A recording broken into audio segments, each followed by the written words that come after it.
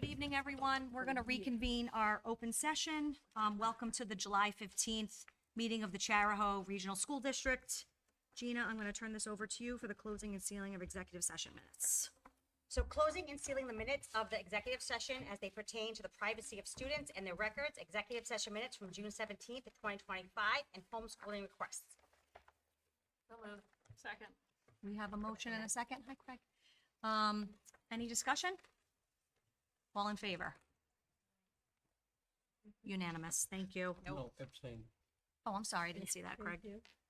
So we have 11 yeses and 1 abstention. Thank you. Okay. Disclosure of executive session votes. I'm going to hand that over to our clerk. Oh, you're good? Okay. Good evening, everybody. There were 2 votes taken in executive session tonight. The first was to approve the June 17th executive session minutes. That vote was unanimous. I'm sorry, Craig was not there. It's still unanimous. Okay. Sorry. That vote was unanimous. The second vote that was taken was a vote to return to open session, and that was also unanimous. Thank you. Okay. Thank you. Next on our agenda is recognitions. I would like to recognize Vanessa Freelove, a special educator at the Charlestown Elementary School, for the Horace Mann Crystal Apple Award winner for the 24-25 school year. Congratulations to Vanessa. We have several Crystal Apple Award winners, and in the annual report coming up next month, you'll have all of the recognitions for the year. Donna. I would also, I think it's coming up on the rest of, later in the agenda, but I would also recognize all the AP teachers and the It's my superintendent's administrators report. and everybody that has made an incredible record for our AP classes. I am so impressed with the results of our AP classes. Agreed. Thank you. Thank you. Thank you, Donna. Okay, public forum. So we have, looks like 2 people on the public forum sign-up sheet. And those folks who have signed up, you're welcome to speak about items that are not on our agenda tonight. And please direct your comments to the chair. As part of the Charahoe School District's public forum policy, it states, quote, "Each citizen who makes a public statement has a responsibility to be accurate, present facts, present information based on personal knowledge, not hearsay, be considerate, and allow others to speak without interruption." Also, as chair, it's my role to keep decorum at our public meetings and be respectful of our time management. With that being said, I'm asking the audience to refrain from cheering, clapping, booing, shouting, or disrupting the speaker who has the floor at the microphone. And it looks like our 2 speakers are from our district. Okay, so I'm going to ask our vice chair, Laura Chapman, if she can keep time. And thank you. Considering we only have 2 speakers tonight, I will allow up to the full 4 minutes for your comments. And it looks like the first person is Joan Kent from Richmond. Joan, would you make your way to the microphone, please?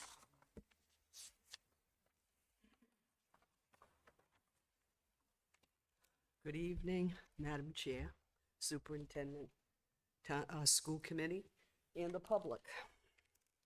You may not like what I'm about to say, but please let me at least finish what I want to say to you.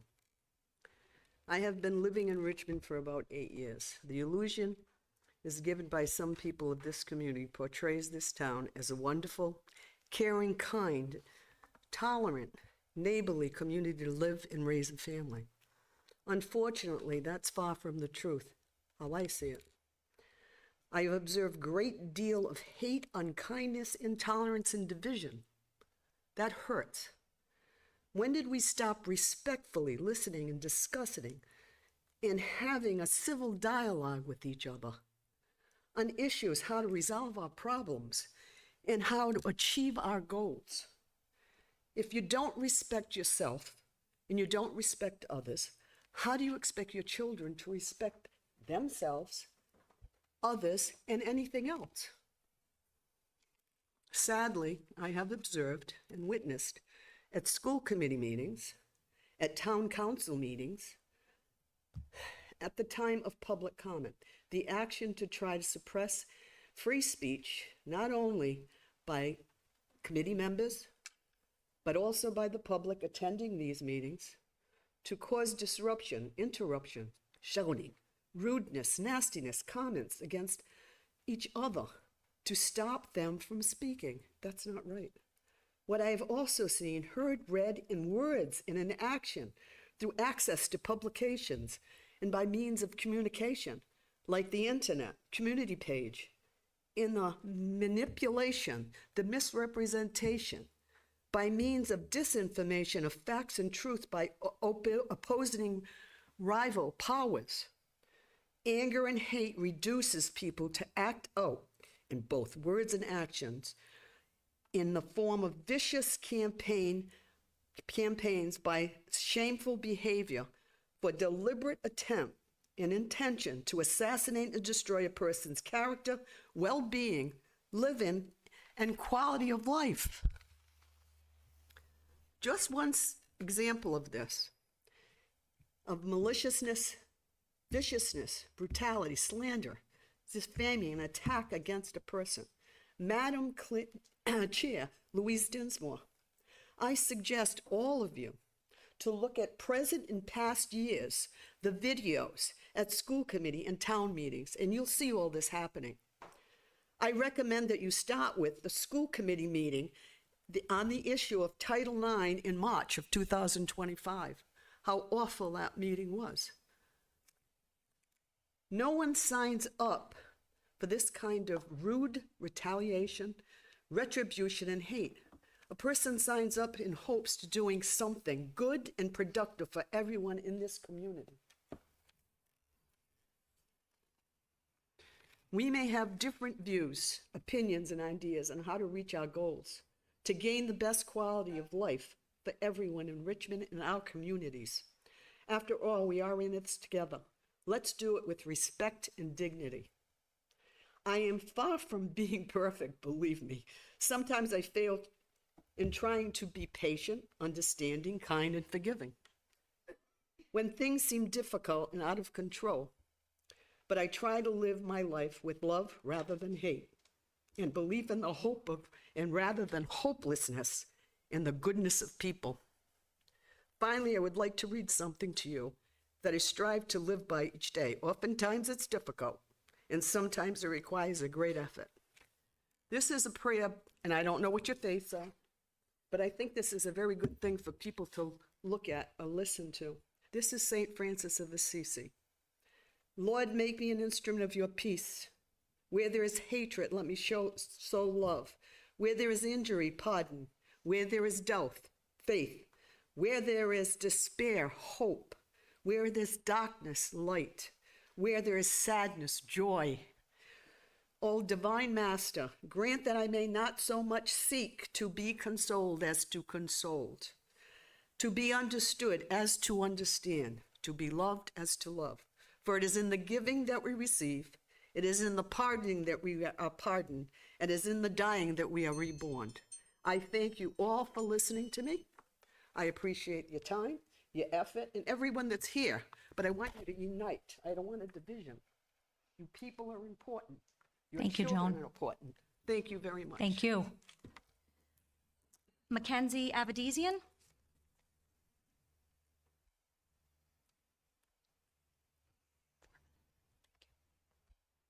Thank you. Hi. Hello. I wanted to use my time to bring up concerns from the last few months that I have. I don't think that it was right or democratic to deny the public to speak regarding Superintendent Picard's contract extension. Alleged people with alleged emails were given more say than the folks who showed up to speak in support. I question whether we would have been allowed to speak if we agreed with your stance on the matter. I also want to speak on the chairperson's 5-minute long statement about decorum and kindness. I've yet to see decorum or kindness from the committee, and I reject the idea that we should be held to a higher standard than the elected officials here. I think it was an abuse of power to limit speakers, but not yourselves, and it was shameful to threaten the public with removal by an officer for simply supporting each other during public forum.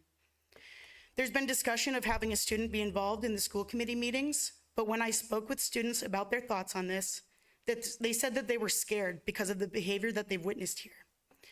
I just wanted to bring to light the fact that the committee is setting a poor example for the students of this district in how to share ideas and find common ground with each other. And I think we all need to do better. Thank you. Thank you. All right, so that concludes public forum. Next policy, transportation policy for approval. Gina or anyone from the transportation committee, did you want to give us any context on this? Actually, this was the policy subcommittee. So this was previously tabled and then reviewed again by legal and policy subcommittee. And I am recommending approval with an update to the effective date being July 16th, 2025. So moved. Okay, we have a motion and a second. Discussion by the committee. Jess? I just want to say, we've heard this policy previously, and I think a lot of us, well, I don't want to speak for anyone else, but for myself, I was held up on the fact that it does restrict bus usage to only one address, and there are families in our district that kids go to more than one home. I would like to, I have a concern about that, but in my attempts to add more funds to the transportation line of the budget has not been successful. So I will support this policy as written because I think that we do need to restrict transportation at this time. Okay, thanks for that input, Jess. Anyone else? Okay, so we have a motion and a second. All in favor? Unanimous. Thank you. Okay, business, discussion of healthcare insurance options. And Gina or John, yes, there. John, can you give us some context on this? Sure. I know we just had a little bit Sure. of discussion in executive session, but for the communities. Yeah, point there of have view. been various questions that have been asked about the school department, the Charahoe Regional School District's options with regard to our third-party administrator. Our third-party administrator has been for some time WB Community Health.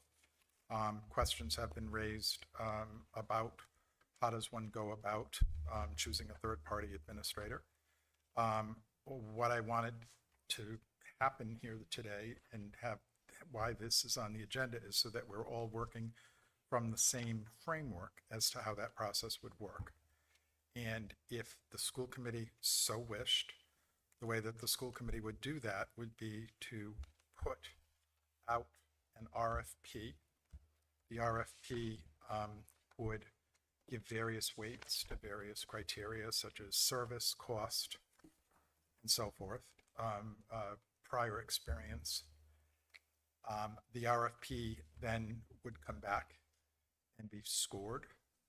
I think it would be, I've talked with Mr. Zenyan at length about this. It would be very important that you had a consultant in the field of healthcare who could give you expert advice, an independent consultant.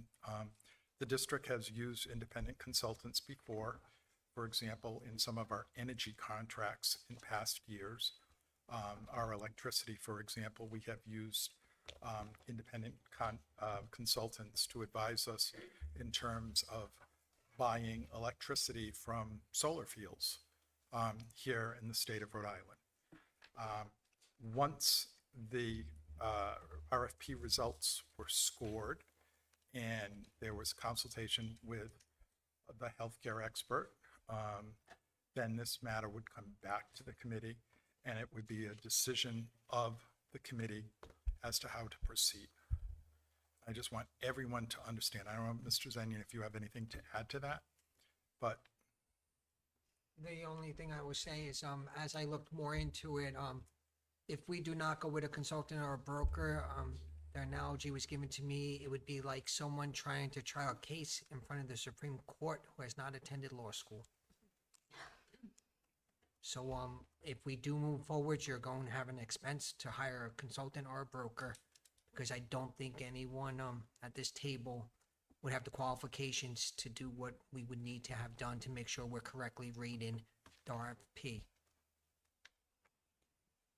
Thank you. Does anybody have any questions for me with regard to, again, I'm simply here to explain process, and I'm explaining process in a public way so that everybody in the community understands what the process would be. Laura? So, John, just for clarification, you're saying that if we were looking for a new administrator, then it would go out to Could RFP. you speak up, please? If we needed a new administrator, then it would go out to RFP. And the answer is yes. Okay, but in order for that process to even happen, you're recommending that we need a consultant to do that process?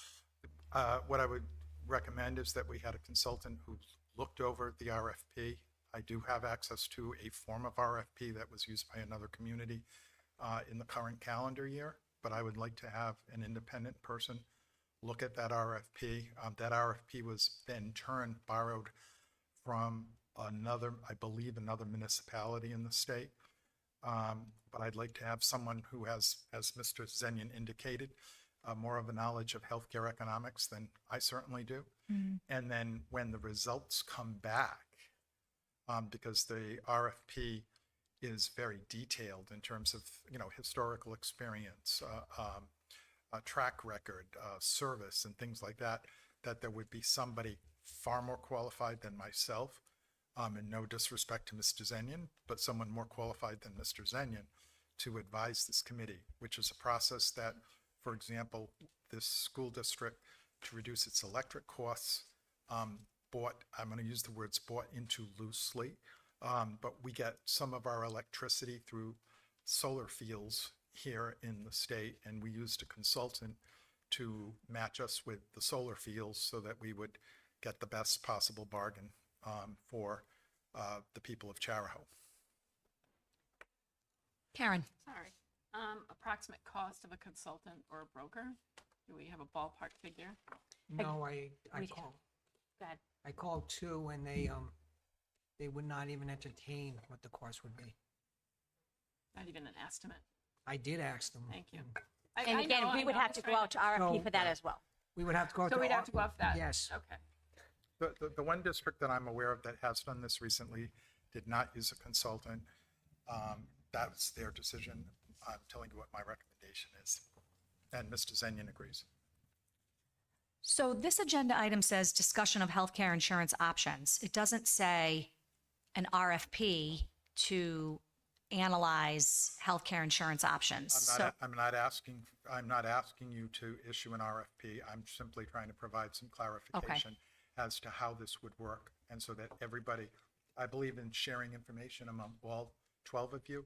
And this is an information sharing download, just like we had on a different topic in executive session, an information sharing download. okay.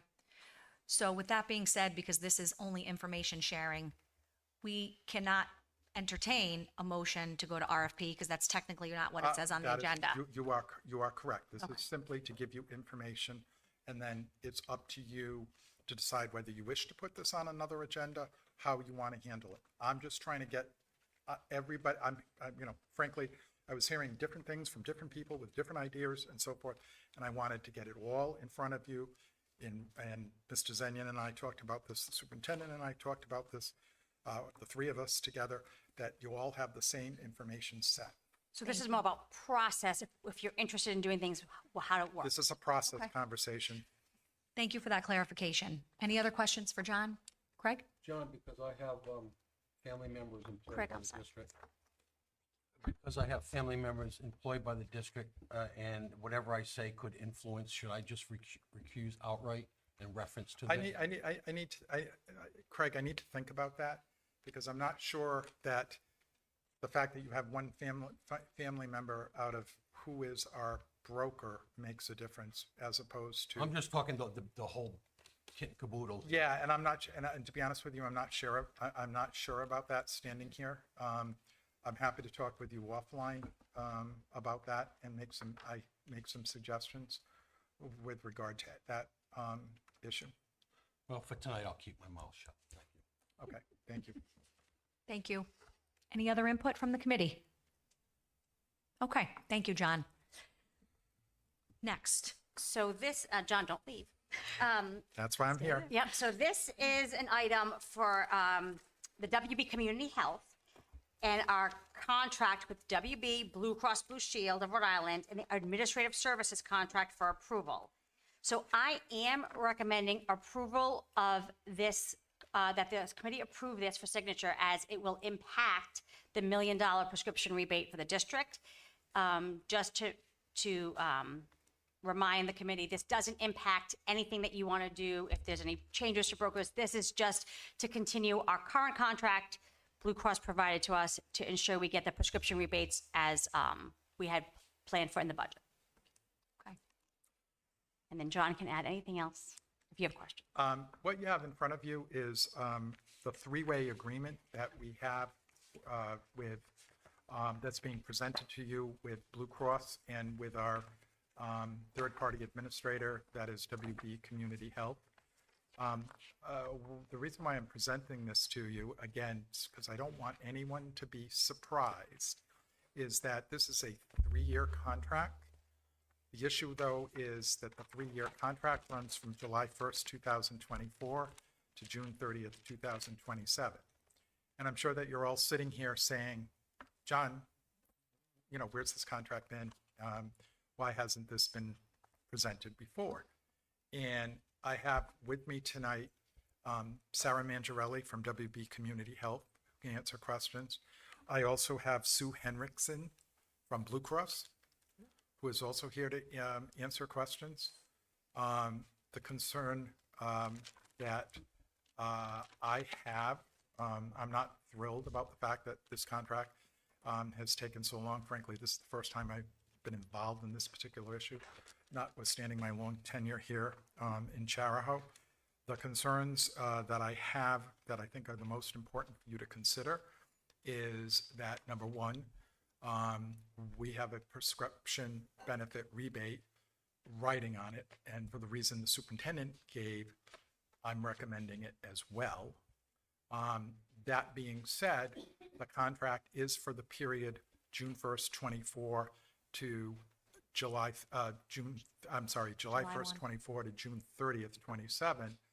And if we were to break the contract to go with another third-party administrator, there are consequences in the contract. There is a liquidated damage provision in the contract on page 43. The liquidated damage provision for the administrative cost is, and I don't mean to be disrespectful, not that much money.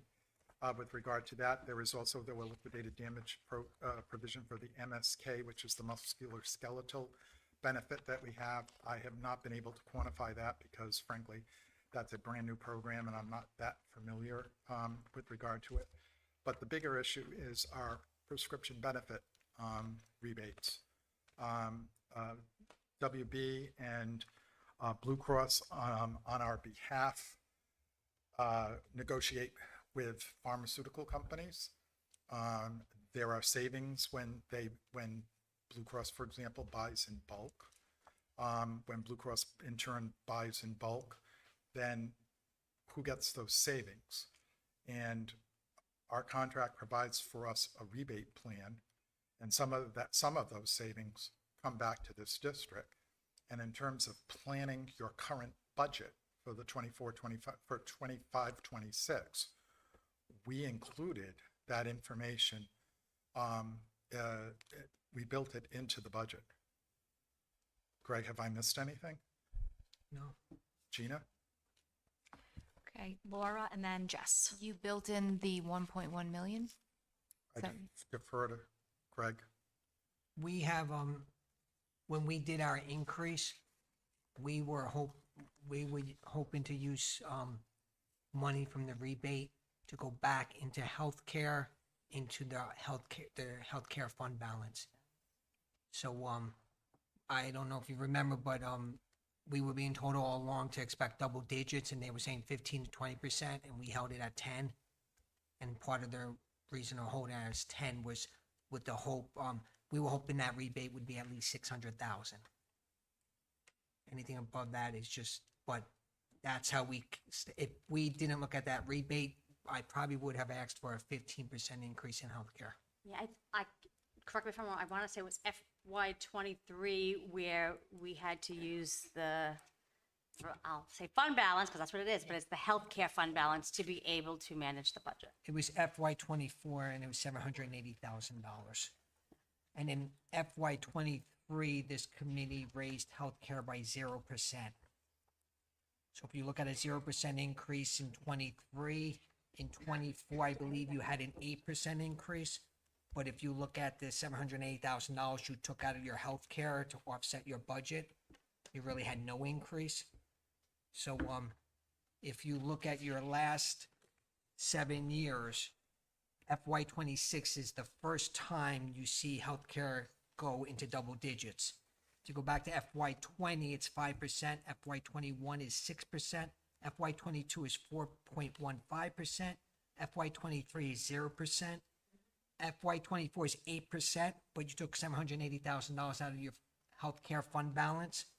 So basically, if you would incorporate that into it, you're at 0.1%. FY '25 was 7.5, and FY '26 was 10. If you take that pharmaceutical and put it back in, maybe FY '27, you get off with maybe not seeing a double digit again. It's hard to predict right now, but that was the reason behind 10 versus 15%. So Jess, I know you had a question. I just had a question for John, though, procedurally. So knowing that you recommended and Gina recommended approval, should I ask for a motion to approve That's what I and was then gonna have a do. discussion on this? Okay, so do we have a motion to So approve? moved. That's what I was gonna do. That's why I had my hand raised. Okay, thank you. All right, and we had a second by Karen? Okay, discussion. Miss Sarah, would you like to come up and? I know there's a lot of information that just went around, so just to try and pull things together a little bit, I'm going to start at the pharmacy rebate revenue, just so it's understood about how the working rate is calculated. So, as I've mentioned before, any pharmacy rebate revenue earned by Charahoe goes back 100% to benefit Charahoe. So all of the rebates that Blue Cross receives are passed through directly. When we're calculating what your working rate is going to be on an annual basis, we look at claims projection and we look at pharmacy rebate revenue as an offset to come up with a net working rate. So your working rate would have been larger if we weren't receiving that rebate revenue. So just to set that component aside, and then just to talk about the contractual timeline of it and to give a little bit of context, while I'm not here to excuse or condone the delay in the contract, and I'll start with saying that Blue Cross has agreed that on an annual basis, because I do have annual amendments as well to the contract, which is typical to update for any changes in legal language or regulations, that they've agreed to have that to me 30 days prior to the start of the fiscal year, which is a change. Typically, I would receive those contracts to start reviewing in November, October. This contract is a little bit different where it is for the 3-year period. I shouldn't say different, it happens every 3 years, right? But we do have an annual amendment to sign. Historically, when Blue Cross would make a change to their contract, the amendment lived as a separate document. So one of the reasons that there was a tremendous holdup in this is that they took about 8 years worth of amendments and put it into one revised, complete document, which is the 70-page contract that we now have. In addition to that, we started a brand new pharmacy program, which went into place July 1st, which was completely new terms, and they had to incorporate the language from the RFP, which was, I don't know, like 134 questions and requirements to make sure that we received the maximum amount of rebate revenue we could, and everything was spelled out. So all of that had to be incorporated into the contract. And then we had Blue Cross Legal, WB Legal, and then the Traveris, who is our pharmacy manager, to make sure that WB Charahoe is receiving what it should be and that Blue Cross is being held accountable. So we had 3 different legal parties that all had to agree on this 70-page contract that merged 8 years together. So I would agree that as I started off, that it's not acceptable to have it on this timeline. However, there was no delay in coverage. Not one of your employees had any impact from having the medical coverage, the pharmacy coverage, same as now. That was not changed because it was, unfortunately, a legal holdup in getting that through the process. So, but in order to continue in the remaining year and a half, the contract does need to be signed and executed so that we can continue receiving the benefits and the care that's outlined. So hopefully that kind of pulls everything together, but happy to answer any questions if you have them. Thank you. Does anyone have any questions for Sarah or Sue? Okay, so we have a motion on the floor. We have a second. So motion to approve the contract? What's the matter? Yeah, We have a motion and a Yep, you're second. voting, yeah. Okay, so motion, oh, yes, I'm sorry, Laura. I didn't realize you had another question. Sorry, my bad. That's okay. Is there, Sarah, sorry, I'll wait for you to. The contract terms, so the delay that was in there, when does this need to be signed by? Because obviously we all received this on Friday. So I'm just curious when it would need to be signed by the school in order for us to continue to move forward. So as of now, Blue Cross has released the payments for Q3 and Q4 of 2024. So there is a 180-day delay on those pharmacy rebate payments. So I have received those. However, they did say that they are not going to pay, running my fiscal year quarters, Q1 2025 until the contract was signed. So it would start to delay. We do have a little bit more time because it's 180 days, but I would not delay. You know, we would all like to see this wrapped up this summer to keep moving forward. Right.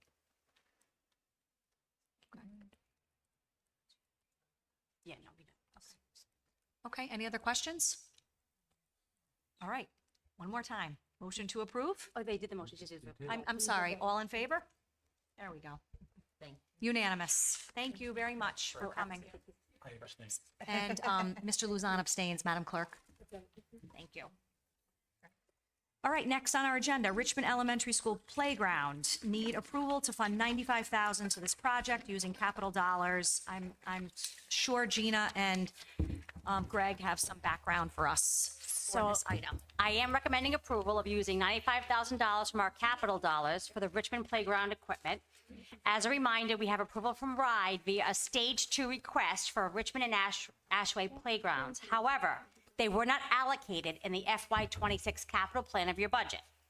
So RIDE typically does not allow any capital projects for schools that don't have a capital improvement plan, which our elementary schools are now going in year 6 without a capital plan.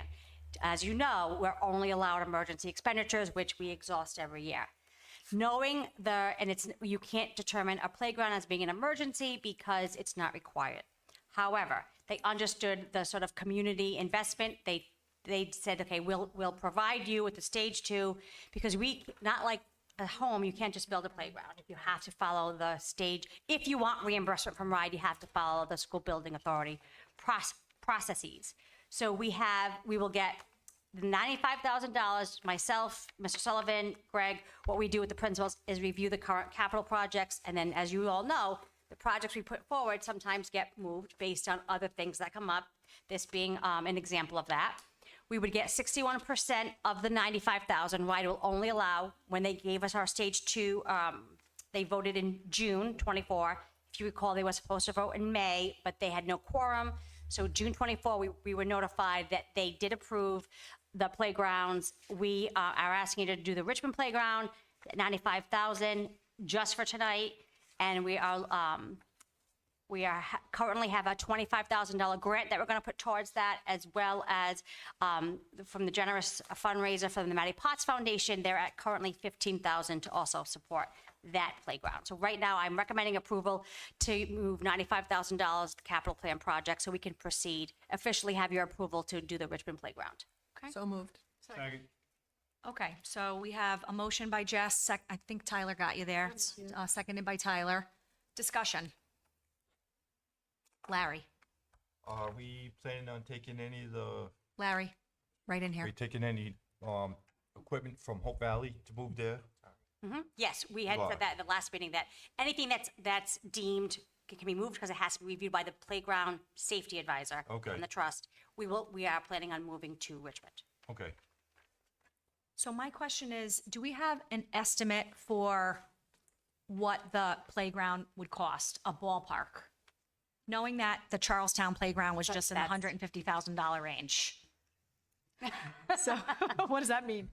So you see what $150,000 got you at Charlestown. It's not much. Richmond would, But it's appreciated. right, it's appreciated and lovely. it's, right, that's definitely not a dig or a complaint. But, you don't, $150,000 is not gonna get you multiple pieces like what you're probably gonna envision for a school with 550 students, grades K through 4. Right, so, but this was, But it's a starting point, and then you're gonna have to build off of that. and this is just for the upper elementary. So they have, if you have been to Richmond and you've seen it, they have different sections for different age groups. The one that had to come down was for our 3rd and 4th graders. Okay, and then my follow-up question is timeline. When, if we approve this tonight, when would we anticipate Richmond having this playground? So there are 2 companies that are on the MPA list. One has given us, said, if they can get their equipment in, they said late fall. The other one is, still working out some details before they give us a timeline. And so if it's not the MPA, then the other option is to put on an agenda for an RFP. However, I'm gonna let Mr. Zenni explain what the building committee has heard hundreds of times. What happens when you do that? So if you go out to an RFP, the people that are on the MPA list will most likely bid it, but they're going to bid it at a higher cost than what you would get them for on the list.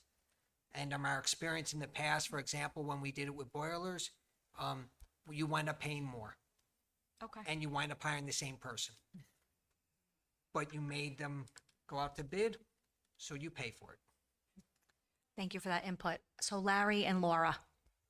So how much of the equipment from Hope Valley are you gonna take? I mean, I got a beautiful picture in it, and it's about what was there before it got deemed. Anything approved So- by the playground advisor. That can, Okay, so they're just gonna go by these certifications. So I can ask the trust, because they're not here tonight, those questions, I don't determine safety of playground, safety of Okay. boilers. That's a separate individual because it comes with liabilities. Okay. So they have to do the review, and if they say it's not safe to move, because there are laws around playgrounds different than when you did it at, right, your home, And because you- of the safety Because it's issues. just, the playground now is game time.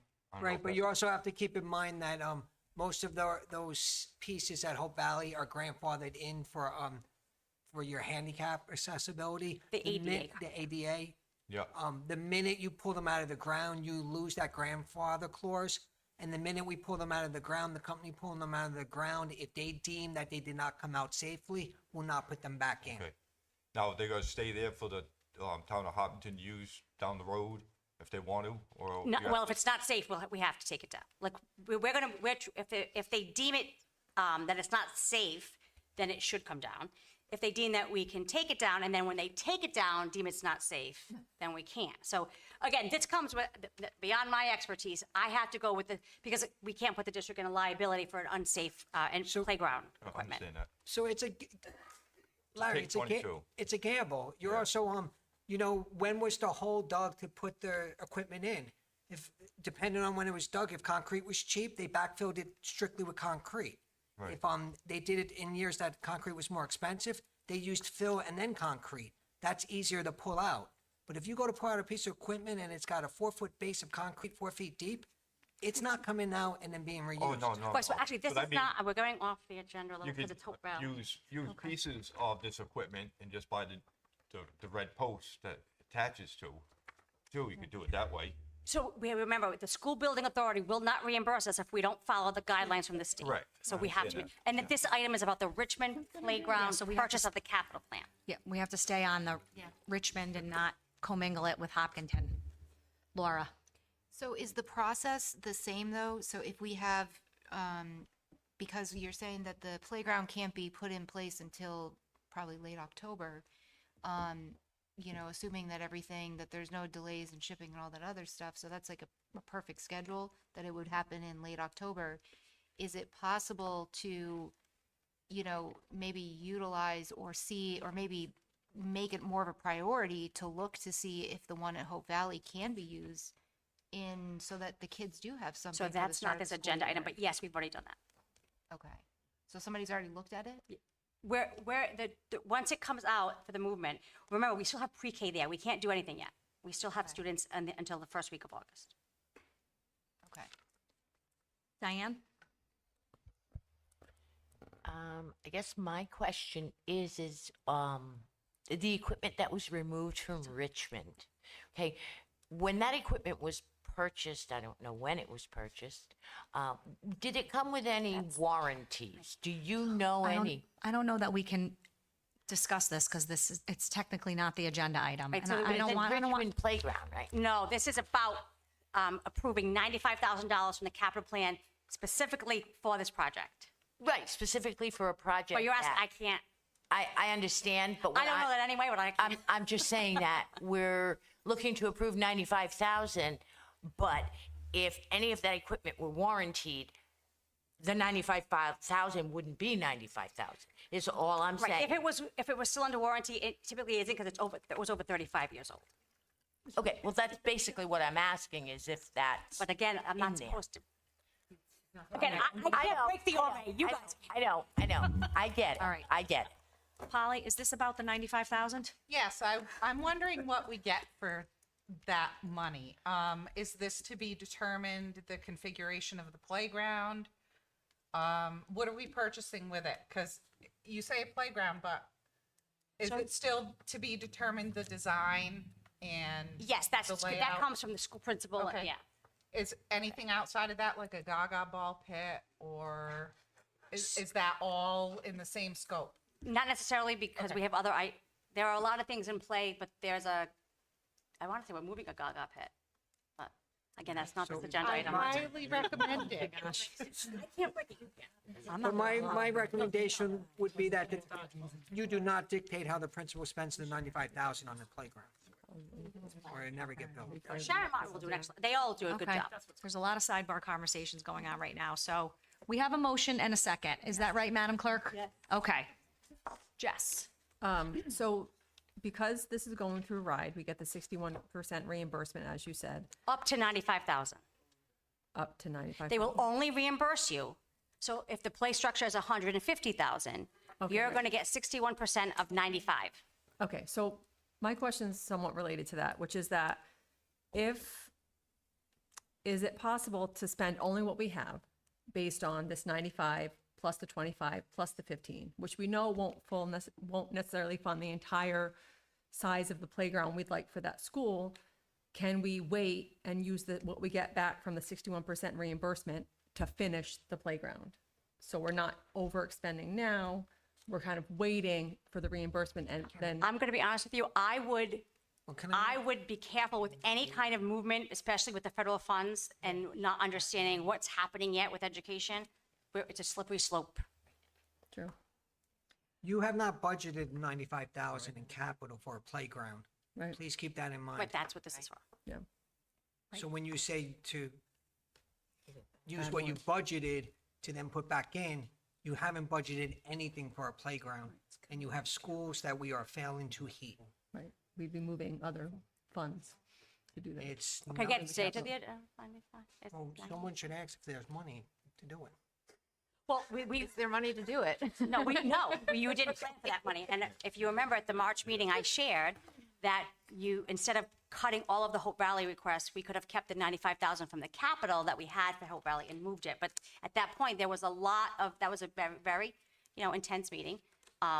So I think there wasn't necessarily an appetite at that moment because we had just found out I think it was that day that we had to take it down. Okay. So we have a motion and a second. So do we have all in favor of approving 95,000 to this project using capital dollars? Aye. So we have everyone except Mr. Luzon. I abstain. Okay, thank you. Okay. Next on the agenda, out-of-state field trips. Gina, do you want to talk about this? I for the recommend volleyball tournament? Yep, this is something they do every year, and I recommend approval of this out-of-state field trip as presented. So moved. So we have a motion and a second, I think by Tyler. Any discussion on this? Members, all in favor? Aye, unanimous. Okay, thank you. Say something MOU for approval. This has been reviewed by legal. I recommend approval of this MOU as presented. This is our anonymous tip reporting, and it does not cost the district any dollars. So moved. Second. We have a motion and we have a second. Discussion on this. Hold on one second. Laura and Diane. Gina, is this the one that was on the agenda previously and then was pulled? No, that was the Rhode Island Student Assistance Counselor. Okay, thank you. You're welcome. Diane. I'm just kind of looking for statistical information Okay. on this program. You know, it just basically in Rhode Island itself, not nationwide, because I know this is nationwide. Okay, but in Rhode Island itself, statistically, you know, I'm looking for how much actual reporting occurred, and how much false reporting occurred, and what happened with all of that. I mean, this is an anonymous reporting situation, okay? And unfortunately, when something is anonymous, bad things happen. And I have a concern. So I'm basically looking for numbers. I'm looking for stats on where we stand on this whole Sandy Hook Promise thing. So while I don't have Rhode Island stats, I can tell you in Charahoe, it was brought in originally to districts after school shootings to ensure that there could be ways for students to report or families to report a concern with even, it's not about having all the information. It's about saying, I heard something and I'm worried or scared. We had 23 students report at the beginning of this year that they were concerned about a friend who was going to harm themselves. And I can tell you that even if it's one, we want to know so we can provide supports. I can ask Chief Johnson to come and speak about this issue as he is an advocate. He spoke on it last time the committee reviewed this. He is out, he had medical leave, but I think he's back, and I'm trying not to harass him right away. But I can tell you that he is a strong supporter. Both Chief and I have done articles, and we did a newscast last time this came up, because this saves lives. This was really about students wanting to help their friends and being able to support them. So I can tell you in Charahoe, we are really proud of the fact that our kids feel, and sometimes it doesn't have to be anonymous, they'll tell us who they are so that we can continue to talk and investigate. But they have a choice, and as do their parents, as it's online. It's ages 5 through 12. It's taught in our advisory classrooms to be able to, you know, if you see something, say something. Grades 5 through 12. And overall, the number one use for Charahoe is a concern about a friend in danger or harming themselves. Okay, and do you have the stats that show, or the numbers that show out of those, how many did you say were reported? In the fall, there was 23. There was 23. And out of that 23, how many are you aware were actually legitimate calls? I would rather not say that. Because it's a small number, but I can tell you, I understand. I am recommending approval because this is something that has saved our kids' lives. And as a district that has had suicide, this is something that I feel strongly and passionately about to make sure that we protect. Because sometimes it's by not saying who they are, they're saving their friends' lives. Because they don't want their friend to find out it was them, but they know that they're doing the right thing. Go ahead, Polly. Polly, Jess. On the practical side, I asked my kids, who are all students here, if they knew what this was, if they had been taught it yet. And I'm going to rely on what my middle child said, because he's probably the most vocal. He said, nobody uses it. And this is just, I didn't put anything in his mind. I asked him straight up. He said no one uses it. They don't bother with it. but they feel more comfortable talking to the deans and the social workers. So I think that's a big win when you have face-to-face comfort, comfort with the kids. My high schooler said the same thing. They said they felt more comfortable telling somebody, an adult within the school, that they knew. And this really didn't even register on their radar. I think if we have something like this and we lean on this too much, we're going to lose that personal touch that the kids are clearly saying they would rather go that route and speak to or have the one-on-one with the deans or the social workers in the school. So that was just my take from asking them, hey, do you know about this? Tell me all about it. Because sometimes it's good to have a kid reiterate what they learned from this. And honestly, none of them got anything out of it. So while that may be true for your family, what I can say is that when we think about, one, it is reviewed at all the advisories at the beginning of the year. To that point, you all were involved in a case where it was recommended to you by both legal counsel and families that you have an anonymous tip reporting for sports. And we've reiterated that we have it, and we've asked our coaches as part of your handbook to make sure that they review it with their athletes, because it's not just for school, it's also sports. It's also things that are happening sometimes outside the community. We had a situation outside of the community, and those go directly to the police. So it's not just a support for schools, it's a support for the community. And again, my recommendation is if there's no cost to the district other than having, and again, the deans have access depending on the level. Like if it's a staff, then it comes to me. If it's police related, it goes directly to the police.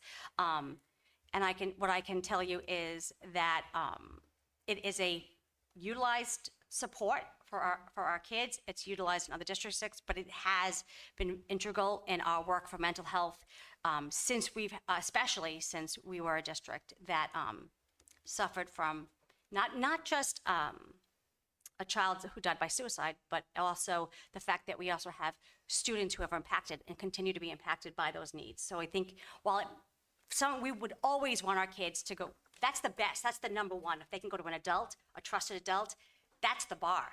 Sometimes not everybody is comfortable because they're more concerned not about the adult, but about their friend finding out that maybe they were the one that exposed a secret that could be something that they're worried about. So in the end, like I said, it's my recommendation that you approve it. It's no cost to the district. It's about supporting our kids in a way to make sure that we have information. But if there's any doubt, I can tell you both Officer Ellis, Chief Johnson, and I'm sure Chief Paliota and Chief Carrier would come and share that they've all found it very successful. So Jess and then Dr. Kamala, please.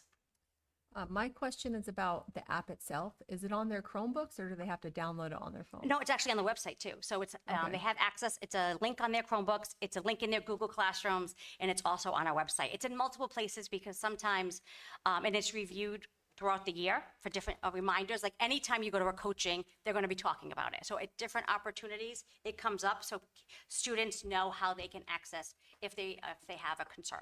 Okay, thanks. Dr. Kamala and then Pat. Yeah, I just wanted to add, I'm thrilled to hear that students are comfortable with our deans. I concur with the superintendent. But we also get tips on the weekend. So, it's an important, I think, piece for students to know that, like, And in the summer. And in the summer. So when they don't have access to an adult at the school, they can still make a tip during Excellent the weekend. point. Yeah. Okay, thank you. Pat? This has come up twice before. Every year I've been here and I've been consistent where I voted and how I feel about it. I'm not saying that there's not a need for a program, but I think a program that's more local. We have resource officers, we have social workers, we have local police department. It's this particular organization that I do not think is in the best interest of the school. That's my opinion.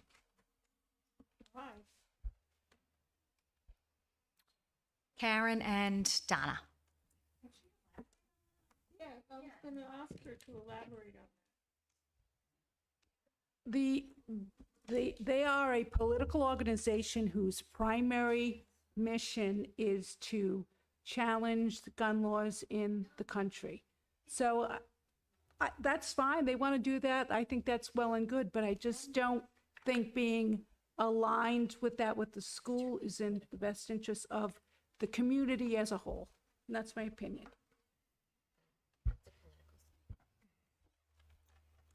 Donna, did you have something that you wanted to add? I appreciate your explanation. I totally do not agree with it. That's all right. but Okay. that's fine.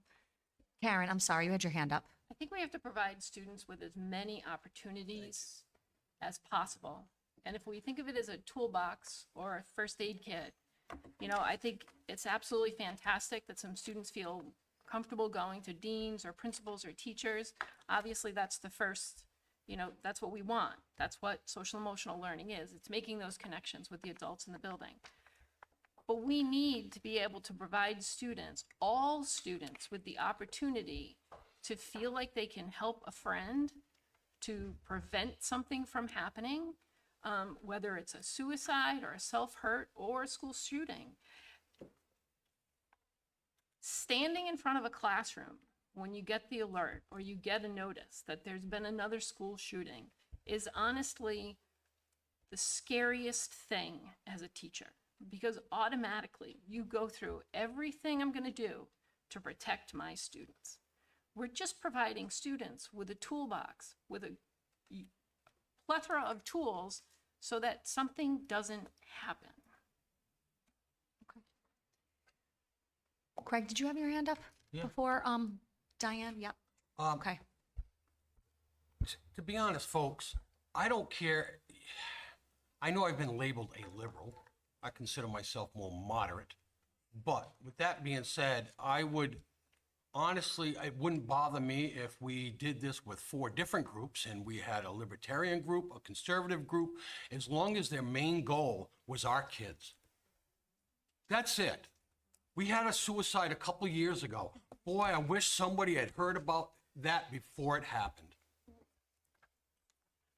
I really don't care what group would do it. Okay, thank you. Diane?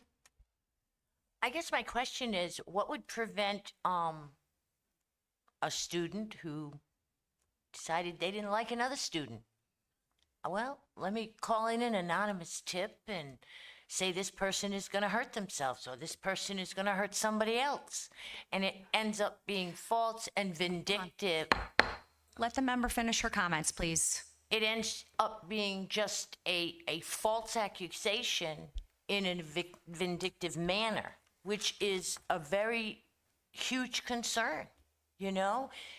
If it's not anonymous, fine. But if somebody can do it and do it anonymously, there's no one to be held accountable for the damage they do to another family. Okay. Thank you. Karen and Donna. I think whether it's the deans or the guidance counselors or an administrator or even the police department, that they don't go in full force and start, you know, tearing families apart, or, you know, they go in kindly and caringly to see and do an investigation to make sure that the child or the family is okay, that the student is safe and in a safe location. There's nothing vindictive on our part. I see it's an opportunity for students to have a tool at their availability to help a friend or to report something, and it gives people the opportunity, whether it's the police department or the guidance department or the administrators, the opportunity to meet with the student and the family to make sure that that student is okay. That's it. Thank you.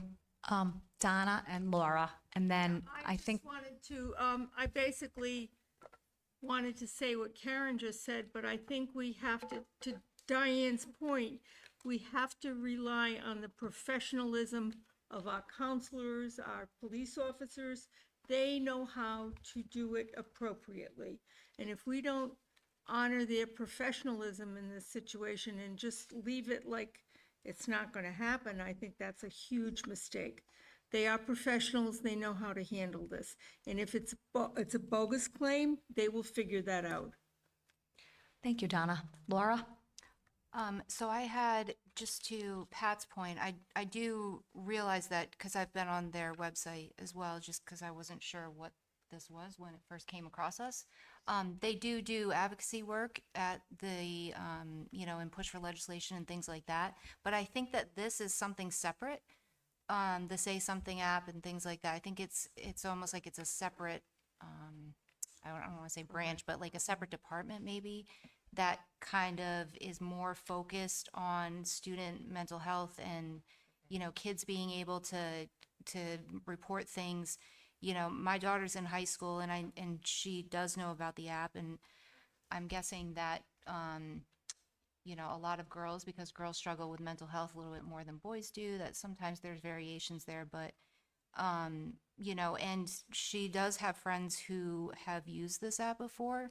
So I think that, it's that maybe that this company that is doing the administrative part of this for us, it almost sounds like there's a different, piece to it. Is that correct, Gina? Like, do you know if there's different departments within this company? So like there's different sort of outreach groups, right? So like, typically, this part is about the student resource and action oriented. So when we, this all came out of the Sandy Hook shootings. That was where it originated from. And the idea of if someone had said, I know of someone who knows this information, how do we make sure that students have access in multiple ways if they need to figure out how to access someone? And I appreciate Dr. Camella's point of view as well, where in the end, we do. I mean, I'll be in the middle of the market on a Saturday and get the alert, and I get the alert immediately if it's a life-threatening situation. So I know if I'm getting it, it's labeled life-threatening, and let's just say your heart sinks because now you're working to ensure that you can make sure that the student who is, and sometimes students self-report. We've had that happen as well, where they do it anonymously because they don't know how to access help. And I think for our families that have had those situations, it has been, again, it doesn't have to be many, it just needs to be one. And I think, Chief Johnson, I would say, if you're going to be a bad actor, you're going to do it regardless of technology. You're going to figure out a way, right, to maybe not be honest. And we do that too, right? The students who report, and it's not something that happened, and they do that verbally. But the idea is, we're really proud. Our kids do a really nice job. And I have to say, I'm going on, year 6 with this tool has been in place prior to me. And I can tell you that it's one of the tools that the students I know that meet with me will anchor to. Our peer-to-peer students are constantly providing our students with information on how to access not just the anonymous tip line, but all kinds of ways to get the supports that they need in mental health. So Gina, my question is, if in the fall there were 23 students, tips that you received, and anybody from the administration can weigh in on this, do you know if there was any data on those 23 reports? Were there also overlap with local police departments for those 23, or do we not have any idea if that was sort of a dual? Tell me what you mean overlap. So somebody could call the tip line, and then they also called Richmond Police or Hopkinton Police or Charlestown Police. So we would know it typically that we don't have the overlap, but we do have coordination. So I mean, by the time usually if I get the alert, because we're all getting it at the same time, if it's life-threatening, we're all on immediately on the app because we can see because we can actually talk to each other via the app. So so Dr. Camella can say, I'm looking up the address now. I can say I talked to the dispatcher at Richmond. They've already put out a wellness check. So we're all in one app simultaneously communicate with each other without having to pick up the phone. And the police are also notified. So as Correct. we're getting Yep. a tip, the police are getting a tip as well. Right. Oftentimes the dispatcher already sent the officers Right. out. And then we get a call from their center, ensuring that one of us, like especially on the weekend, that one of us is aware. Like they're double checking to ensure that. Yeah, the number one use for us has been concerns of a child who is considering hurting themselves. Okay, and then is there any data from the year before? How many tips that you received? I can send that out. I'll go in and pull up a report. Okay. And then my other question is, the Chris Collins Foundation, isn't that another resource? Peer-to-peer. The peer-to-peer, okay. And yes, that's another foundation who advocates for anonymous tip lines like this to be able to give kids access however we can. I'm sorry, I have a lot of questions about this, but is there overlap between the Chris Collins Foundation program and this? Go ahead. I was just going to say the peer-to-peer really is about bringing awareness around the situation, where the reporting is really for allow students to like make the report. That's the difference. So the peer-to-peer group, what they're doing in the middle and the high school is actually like making students aware, and trying to break that stigma of, mental health. We're trying to bridge the gap between mental and physical health that, they're both, vitally important. But the app itself is about allowing students to report like an immediate concern in the moment. Okay. And the Chris Collins Foundation, the focus around the peer-to-peer is to make sure that students help other students know how to find resources. So like, hey, did you know the counselors have this? Hey, do you know that we have the anonymous? Hey, do you know? So they're making sure they get training at the University of Rhode Island from the University of Michigan to be able to learn how to make sure they can support, because they're not counselors, but how to access help if their friends need it. Okay. There was somebody from the audience that had their hand raised. Before you come up, Jess? Sorry, I was trying to say, I appreciate the hypothetical situation that Mrs. Teff brought up. But for me, the hypothetical situations that I find terrifying are what would happen if a kid didn't have help when they needed it. I think there might always be a level of kids messing around. It's kind of part of that time of life. And I also appreciate what Ms. Chapman said about separating the goal of this app with the organization that's coming from. At the last meeting, I believe we approved a grant from the NRA to improve school safety. That's a perfect situation of approving something that, that organization may have political lobbying efforts, but the ultimate goal is to improve the school safety for our students. And I know that's the ultimate goal of this app as well. And we see data that it's being used. I won't speak, I don't know if this is the correct number, but I feel like it was 43 is what you told us last year, the number of reports, but I don't know.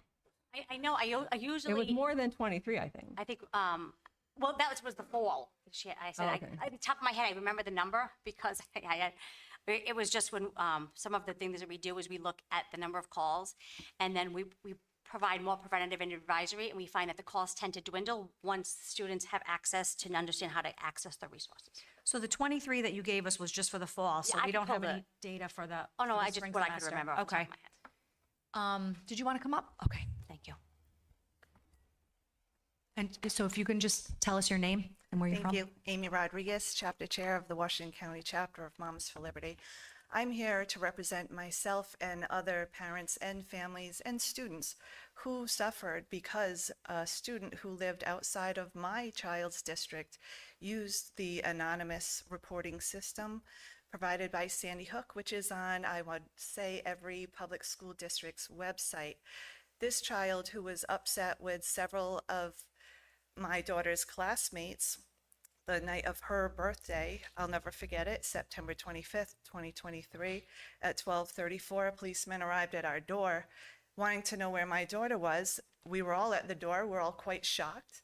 And he wanted to know if she had a knife or if she was going to hurt herself or these other crazy questions. He did not have a copy of a police report, wasn't even sure why he was there, just cited an anonymous tip on the Sandy Hook reporting system. He was dismissed because there was no reason to be there. We all went to bed. That morning was her 17th birthday. We were all excited. She went to school. I got a call from the dean of students saying that she was taken out of class and was in with a school psychologist, not allowed to go to her classes, along with her several other peers were not allowed to attend their class, and they were to be held and have to speak to a school psychologist and counselor without my permission. I would not allow that. I said I will be right down. Long story short, if I didn't allow my daughter to go through a psych eval by their counselor of choice, she was not allowed on the school property or on the school premise. I had to take her out. I had to get my own counselor, and she had to go through a psych eval a week later and was then allowed to return to school based on a child who did not live in that district. I appreciate us all wanting to protect our children. That is all of our goal. I understand we want to promote and protect their social and emotional well-being, but our family will never forget that. I'm fighting back tears thinking about it while thinking about how my daughter cried over her cake and ice cream that night. It might seem small and petty to some, but it's big to our family, and it did not need to happen. There are school resource officers, like Pat said, and others pointed out. There are other resources that are not anonymous, and that child suffered no consequences because I know who did it. We all do, and nothing happened to them, and nothing will stop this from happening again. My district has not insured me of anything that will stop this from happening. I doubt this district can do that. So I would encourage you all to vote against this and keep what is in place. Rely on the police officers, the counselors who you pay for and have and help these children. Rely on the parents, number one, and let the parents have the say-so. My parental rights were completely violated and brushed aside, and that should never have happened, and it was done on a false reporting system. So I implore you all to not approve this. Thank you. Thank you. Is there anybody else from the community that would like to speak?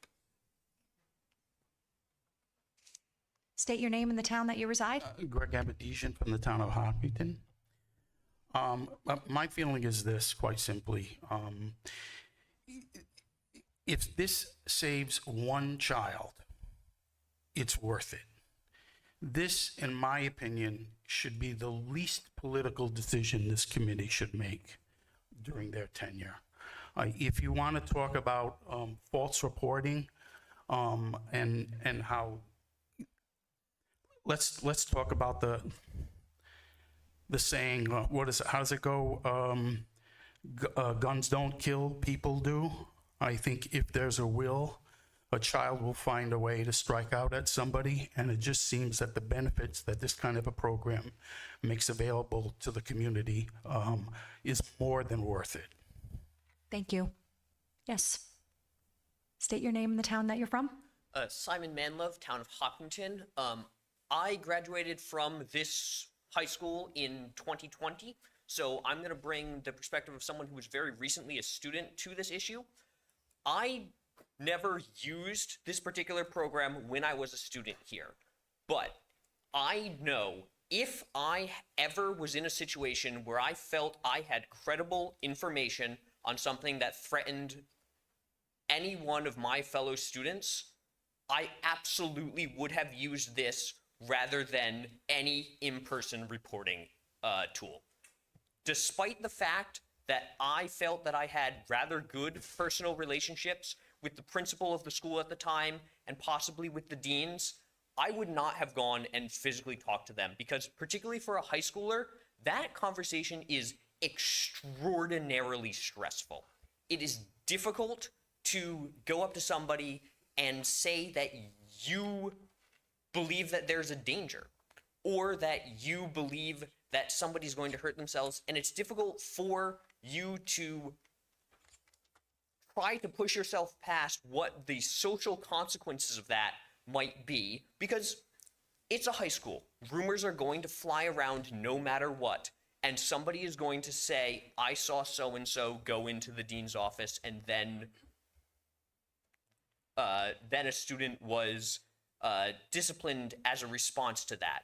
So I absolutely think that there must be an anonymous reporting system, because that's what I would have used, and that's what many of my peers would have used over any other reporting system if we had ever felt that we had credible information of a threat. Thank you. Hold on, Goldie, hold on. This young woman, thank you. Your name and the town that you're from, please? Lola Fleischman from Charlestown. My daughter threatened to hurt herself multiple times this year. I would be at my office, the phone would ring, I'd say, please don't be in the middle school, please don't be in the middle school. And it was the middle school time and time again, because her peers reported. She would do it online, she would do it in her notebook, she would do it in her Google sites and her emails, that she was going to kill herself. And it got to the point where, yes, I had to pull her out of school. I had to have an emergency intake assessment done. I was at my office in tears calling Tides Family Crisis to find out even how to get this done. I've never had it done before. Somebody from North Smithfield came down to Charlestown, assessed my daughter that night to make sure that she was safe to go back to school. And I am so grateful for every time those girls have reported my daughter for this. I am so grateful. I wouldn't know at all that this was going on if it wasn't for her peers reporting it, despite my checking the phone, despite my being involved in her life. And when people say, you know, well, let's do this in case there's one kid. Well, my kid very well might be that kid.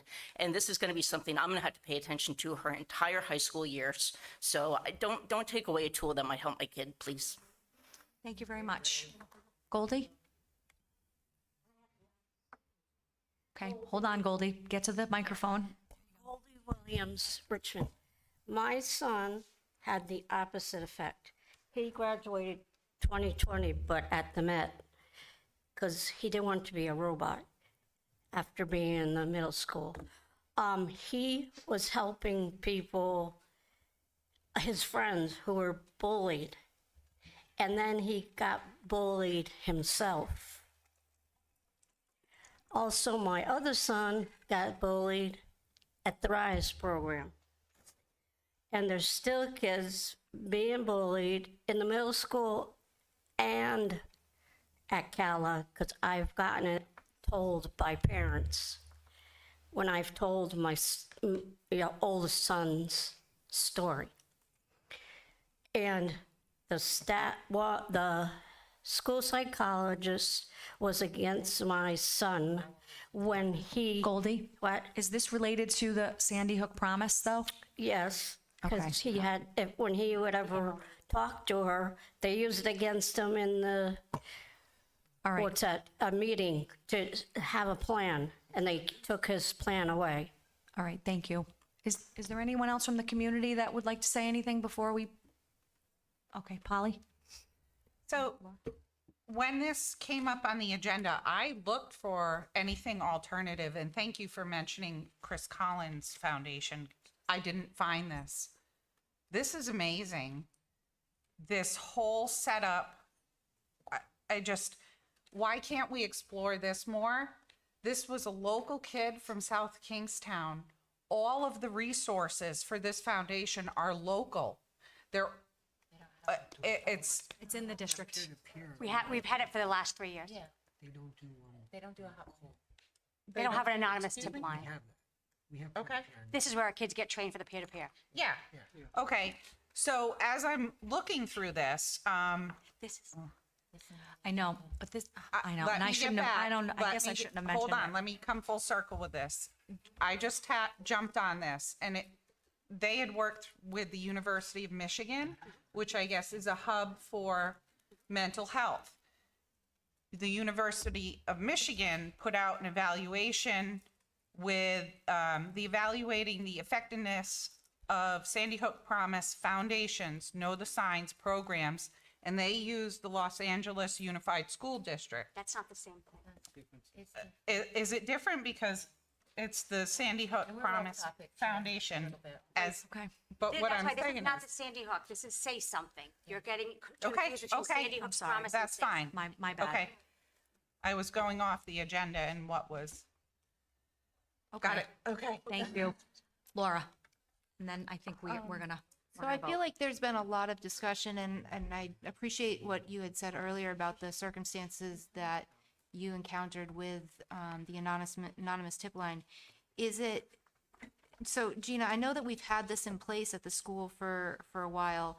Me being a new committee member, I'm not as familiar. I know that some of the more tenured members are familiar with this app and all of those different things. Could we possibly have somebody come in and speak to the committee to, you know, kind of go over, okay, well, this is how we've changed things since, you know, this time frame, or these are things that we've experienced. This is how we no longer, maybe they no longer allow incoming messages from outside districts. Like, how does that piece of it get mitigated? More of like the administrative process of it. I feel like I'm very unfamiliar with. So how that this MOU is specifically to continue utilizing the anonymous tip line. So if the committee wants to dive into other things, then I would request that you put it on a future agenda item for the request, just to make sure that we keep it clean. Because right now, this is just about the MOU. For the anonymous tip line. Right. And we can't table the MOU till the next meeting, is that what you're? If that's what the committee wants, the committee can do whatever it wants. But I'm just telling you that right now, based on the agenda item, it's focused on the MOU. And it sounds like some of you want different pieces of, but we don't necessarily do all the pieces of Sandy Hook. We're just utilizing their anonymous tip line. Like Ms. Hopkins said, we have Chris Collins, we have a variety of mental health supports. We're actually one of the state leaders in mental health because of the number of grants, the Project Aware you've all approved.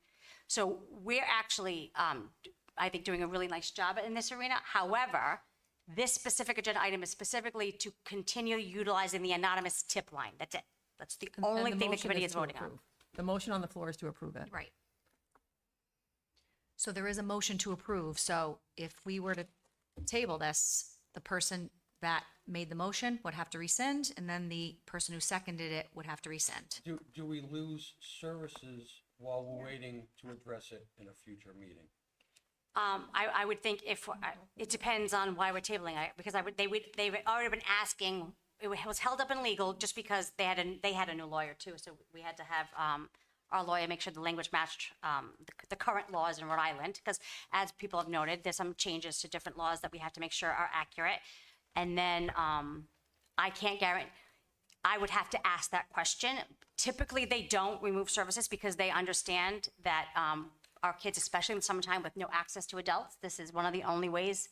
I actually just went on and I can tell you that one of the last items, Chief Johnson himself communicated on the tip on June 30th, and there was no school. And I mean, I would recommend that this committee talk to your local officials about how beneficial this is. Instead of focusing on the national, focus on the local, and I can ask Chief Johnson to come in next time. Well, I think I made the motion, so I'm not rescinding my motion. Okay. I made the second, I don't want to rescind myself. Okay. All right, so we've had at least 30 minutes of conversation on this.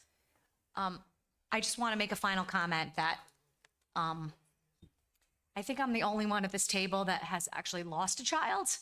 And okay, so it's a club that nobody wants to be in?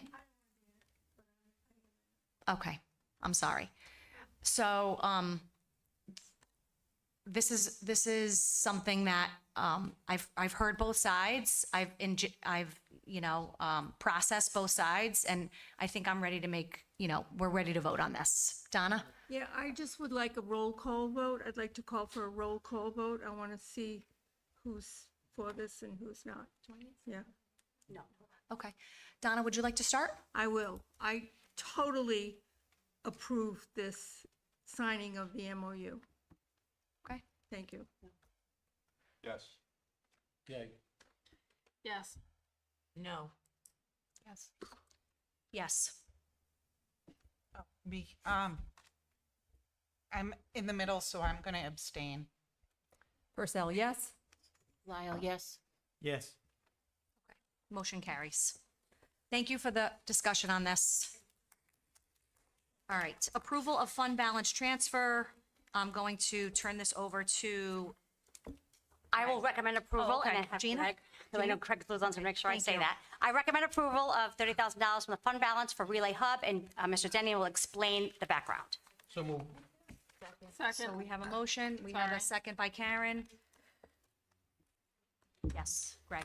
So, if you recall, before I started, we signed a contract with Relay, which is a company that, helps us get back, Medicare reimbursement. In doing so, they charge a 4.5%, fee. So, in February, I had come to you looking for money, because that's when we realized that's when they started billing us. And then I came to you one other time because we actually did better than we thought we were gonna do. And when you guys, when the budget was given to you, I told you that we did not budget for FY26 because when, the budget was already in your hands. So, at that point, you chose not to, elect to move money into it. Based on what we've collected this year, I'm estimating we're gonna need about $30,000 to pay them. So I'm asking for permission to take it out of the fund balance and put it into an account for, to pay, Relay Hub. I make a motion to move 30,000 from the fund balance to pay Relay Hub. We already did that. Ha, sorry. I'm on it, guys. I know, but you weren't recognized, but that's okay. Linda? Mr. Zenyan, is that 30,000 from the insurance fund balance or the general fund balance? I didn't hear the first part of I'm that. sorry, is that 30,000 from the insurance fund balance or the just general fund balance? It's not from the health, no, you, Oh, it's not you from the will, you healthcare will fund probably balance. never hear me ask for money from the Sorry. healthcare fund balance. Okay. Well, there's not It's a much little in there. depleted, right? Right, it's, okay. And how long are we, I mean, I understand there's a payment for their services. Are we in the blue? Are we, I mean, are we getting more than what we're paying out Yeah, so, I believe the year before we used Relay, we collected about $300,000. Oh, okay. And last year, to date, we collected about 430 for FY '25. Okay, that makes more sense because it sounds like we're paying out, but we're not getting back. So it sounds like. No, we are, and for example, like, there's things around busing that we can be reimbursed for that we were unaware of. They know all the ins and outs. So Right. the 4.5% you're giving them, you're getting, our return has been much greater. Okay, that's my question. Thank you. Thank you. Anybody else? Tyler? Yeah, so that was my question, Greg. So based on a 4.5% fee, if you're looking for 30 grand, we're looking at collecting about 666K. Because that would be 30 grand is 4.5% of 666K. So I don't like coming back to you guys to ask for money more than once. So, So then what happens if we don't use it all? We're gonna have to transfer it back to the general fund? no, when the year's over, it'll go back automatically. All right, can you do me a favor? Can you keep track of what we pay them out of this 30 grand so we can see that? Oh yeah, there's POs. I'm gonna make a request that you keep track of that separately for me. Future agenda, you can do Yep. that. I can do it as an agenda item. I got it, Gina. Thank Yeah, you. this way we can decide Got if it. it's not agenda item, we can just do the report, you know how we do. Got it. Yep. Thank you. Karen, did you have your hand Is raised? this going to change significantly with the changes that are happening on the national level? Oh yeah, I know. Slippery slope. you know, we may collect nothing. Yeah, oh yes, it could change, yes. But I have to plan based on what I know today. We have to get as much as we can. I mean, Yes, that's as quickly as we understandable. can. As quickly as we can. Thank you. So we're doing it monthly instead of quarterly. And actually, Jen Durkin puts it in every 2 weeks. And we used to do it quarterly. Yeah. So that's how much we've adapted because of what's happening. It's a great idea. Thank you so much. Any other comments? Okay, so we have a motion and a second. All in favor of approval of the fund balance transfer? Unanimous. Thank you, Greg, and everyone for your input. Budget updates and budget transfers for approval. I recommend approval of the budget transfers as submitted. So moved. Second. We have a motion and a second. Discussion. Okay, I have a question in the paperwork. If you would indulge me. For the update to the bills. So, is this not the part of, is it, No, that's the update, yep. did I jump ahead? No, you have the update, okay. This is the, out of the Which expense report are operating you looking at? accounts. Okay, I'm looking at, of the expense operating accounts, when it goes through all of the line items and it tells you what your available budget is Yep. through June 30th, it's 1.533 million. So does that mean that we have outstanding bills that are going to be potentially coming in to make that figure go lower? Yes, Okay, okay, every year. every year. That's why okay. you always want to look at the audit, which will give you the final review. Okay. We thank have you. about $277,000 that we're waiting to see where it lands. 277, okay. We also have, as many of you heard with the federal government, we're not sure, right now, we have received our Title I funds, but we are on hold on Title II, Title III, and Title IV, as is the entire state, which they're moving for litigation. But in the end, the federal funds are going to be the first that will be impacted, and then obviously state allocations will change, because if they're not getting their federal dollars, it means we're not getting some of our state allocations. Okay, I just had two more quick questions on this. If you, Medicaid reimbursement? Yep. So it was in the whole 250,000? Did we anticipate that? Where are you? It says page 4 and the SCFS Rev. It says Medicaid reimbursement, 44202 is the code. Unless I'm not reading this correctly.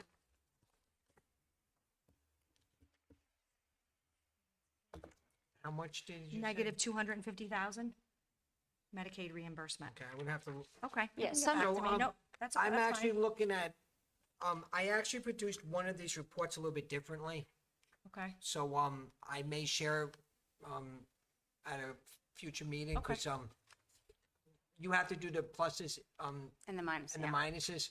So somewhere there's probably the plus of 250, so it Okay. equals out. But, I think these reports are pretty cumbersome unless you really pay a lot of attention to them, use them all the time. So Lynn and I actually ran, the capital report a little bit differently. So we want to run it a couple times to see, but eventually I may share both with you and see if the committee likes one way or over the other. okay. Because that's not, a negative, it's somewhere else. It's you- kind of like in the budget where you can see an increase, but if you don't know where when we share that with you, we're like, oh, we had to increase this line, but this is where the decrease is because the U code changes. That happens sometimes where you'll have a negative, but then something either didn't come through or on the other side, it's plus someplace else. Okay. So they're not necessarily You can let me know Overall. offline if you'd like. And then my final question in this section is, there were a number of clubs that I guess have their own budgets. Yeah, SAF accounts. And they fundraise, yeah. Okay, so I mean, almost all of these available budgets are overspent. No, SAF shows everything as a negative. It's really a positive. Okay. Like I said, the reports are pretty confusing. so Because maybe it's we not can part of, change that. it's not Very- operating budget, it's It's what they not collect. Right. Oh, and okay. None of that money is technically. It's restricted, right? That money's restricted. The district can't touch it. Like, Right. I know my graduating class has an SAF account sitting here with like $6,000 in it. Okay, That is correct. I'm just trying to be knowledgeable. So We forgot Louise, about on paper, it is a negative because you can't spend it. Yes. So Okay, that's why that we have makes to sense. show it like that, but, they're not spending money that they don't have. Right. Okay. And when they don't have money, they come and ask you. Right. Okay, and then on the budget transfers, Yes. $4,300 did it cost us $4,300 to move copiers? No, we are keeping that copier. Okay. So that's the year lease. That's We a, had to move it though. It says transfer funds to cover the cost of moving copiers from. Moving it to the other code. Oh, from the Hope Valley to so Richmond. the copy machine for the year is $4,300 for the lease. We Okay, were I'm going, good. we debated giving it back, but we decided to keep it. It's going to Richmond. Okay, thank you for answering my questions. All right, so we have a motion and a second. Were there any other questions besides me? Okay, all in favor? Unanimous, thank you. Discussion of RFP for the football field maintenance requested by Polly Hopkins, requesting to create an RFP that provides the cost of the field maintenance for the use of the football fields. Mr. Sullivan has provided a draft/example for our review and discussion. So this is proving to be challenging because most of the schools don't have this in their budget. And let's just say the municipalities, we're not, when you request information, unless you APRA them, which we're happy to do, nobody loves when they get APRA'd, but if that's what we want to do. Most of the schools use the DPWs. So the DPWs maintain their fields. As you know, that doesn't happen on any of our schools nor for our fields. So Mr. Sullivan did his best, and I know I received communication from Mr. Moffett, as I think the committee did, and I'm not opposed. We referenced the agenda item from Ms. Hopkins, which was about the focus on the football field. In the end, I don't think it's because it's a discussion on RFP. I think it is probably worth our while, since we probably are going to have to APRA municipalities to get the information in a timely manner because we have not been successful. And just to be fair, a lot of people losing superintendents, losing finance directors, losing assistant superintendents. So let's just say the workforce is, everyone's trying to just keep their heads above water. So we try to avoid APRA-ing each other unless the committee, says, yeah, we want to know, because it actually is more of a municipality function. But in the end, I do think if we are going to go out to RFP, it probably is in our best interest, because Mr. Moffat's not wrong. We have a very minimal field usage. It has been cut to the bone, and it's not just the football field, to be fair. But that's up to you guys. Thank you, and I just want to acknowledge that I believe Mr. Moffett, who is in the audience tonight, sent us copious, input on field maintenance and what it's going to cost. And I just wanted to acknowledge that and thank you for putting that work into that. Steve? Please come up because whomever's watching this can't hear you. Can I slide right in there and say Sully did a great job, I think. He hit a lot of points in here that I wasn't Thank even you. He thinking did try about. his best. So please let him know that this is greatly appreciated and probably more than what I was expecting. But apparently Mr. Moffett has something to add to it. So No, I do. So that RFP, if you read it from beginning to end, it explains what I would consider would be a rebuilding of the field. So that's not necessarily it's not maintenance, right? Wait, it's the whole kit and caboodle of that field. Right. I mean, it gives some things about, hey, you got to do this afterwards, but it's not we're going to do this afterwards. It's you're going to have to take care of it and maintain it. So that's the long game, right? Is maintaining it. To go through that RFP, I can tell you that RFP is probably going to cost $250,000 to do everything that was said in that. So that RFP would just give you a new football field, basically, and then you would have to maintain it. So just for your information, regarding that RFP, if you do send an RFP out, that's what you're going to get. It's not maintenance. It's not, an airification program, top dressing program, all that other stuff. Right, So- that's why we have to, we're gonna probably have to APRA our municipality friends to get this information from their DPW Sure. to maintain the fields, because we were not successful in that piece. Yes. You can go online, any of you, and you can pretty much look up any municipality and you can find what their budgets are for field maintenance. And it's incredible how much money is spent on field Yeah, maintenance. It requires human beings to do the work. It requires labor. It requires trained people. The fields here, I hate to say it because we are just in a maintenance mode with it. We're not in a prep for a sports field. I cringe as a professional turf grass thrower manager. But more importantly for me, it's if we're talking about one field, we should be talking about all of our fields, the fields that we spend 90% of the time on, where we practice the most, where most sports injuries occur. A lot of sports injuries don't occur during the game. They occur during practice. So I just want to look at the long range and not be short-sighted about this, because our student athletes make up a large population in this school. I know there's student athletes that come from other towns to play sports here, which attracts children to the career and technical center we have here. So I would say take your time on it, kind of feel it out, and if you want to, a question what I've presented to you, I am sure you will get similar feedback. So Thank you. I appreciate that. Your email was very helpful. Thank you. Sure. Yes. Madam Chair, before we go too much further down this road, I don't think there's a motion on the table, is there? No, there is not. Okay. I just want to make sure that It's just we're a having a discussion about discussion. Right. So RFP. I'm glad to have given you kind of like a preview Yeah, of what I maybe just you don't can want to discuss. go too far down the road with having too much discussion without a motion on the table. And I'm still trying to understand But what we're you doing. don't need a motion for this. This is a Okay, discussion. Okay. So you're good. I'm still trying to understand what we're doing right here. Are we going out to get an RFP to have a field redone? Are we just getting ideas of what it would look like? Member Hopkins, I'll give it to you. Well, some of our playing fields, this kind of came up as a topic with the Charahoe Cowboys approaching us, and I said, well, our fields already need help. They need the potholes filled in, the grass regrown, leveled off between the football field, the field hockey field. They get torn up with cleats. So can we put together a plan for maintenance? I know it's tough because they're constantly getting torn up, but what's the plan for maintenance? So one of our students doesn't get hurt on the field, or a student from another town. He's given us way more than I was thinking. I personally thought Sully could, what's your plan, Sully? What's your maintenance plan for our fields? Well, he gives it to you in his budget, but it gets, he will tell you if he was here, and we don't make him come because he works very early in the morning. But I can tell you on his, and I think I can say this, and he would be fine with me saying this, is that his budget gets cut every year.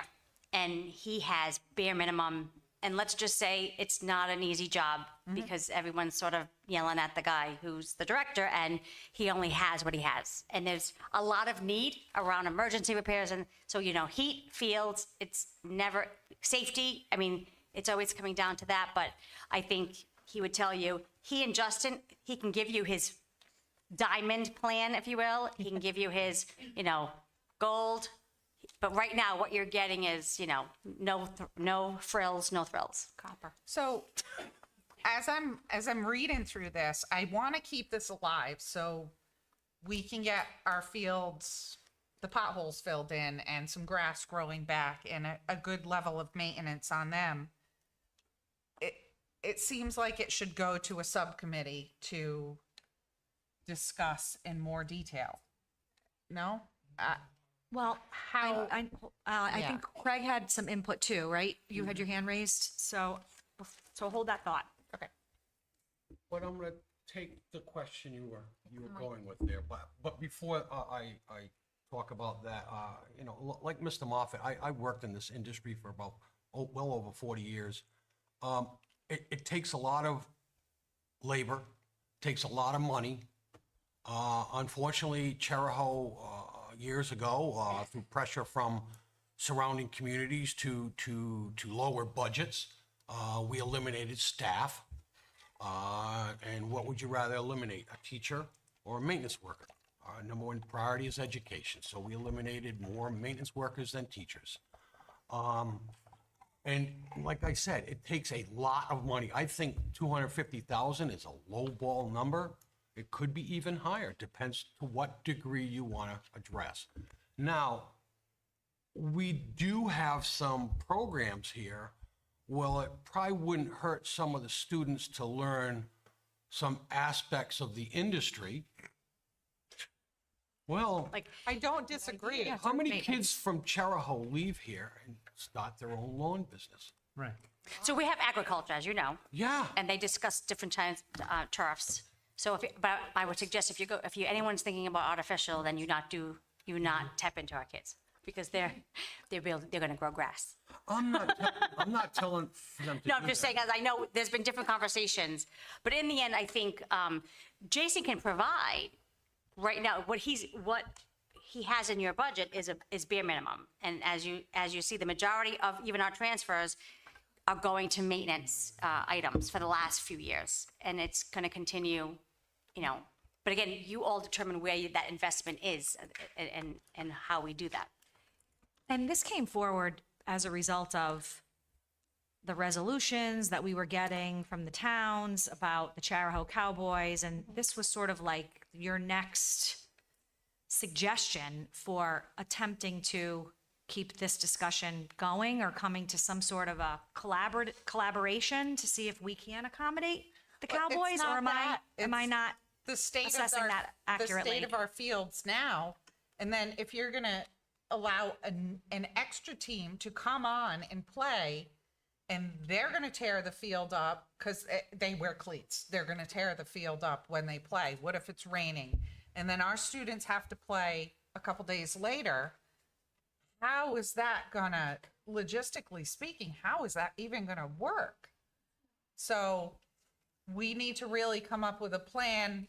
I just backed it up and said, our fields need work already. Let's start there. And I don't want any of our students to turn an ankle or just get hurt just running across the field.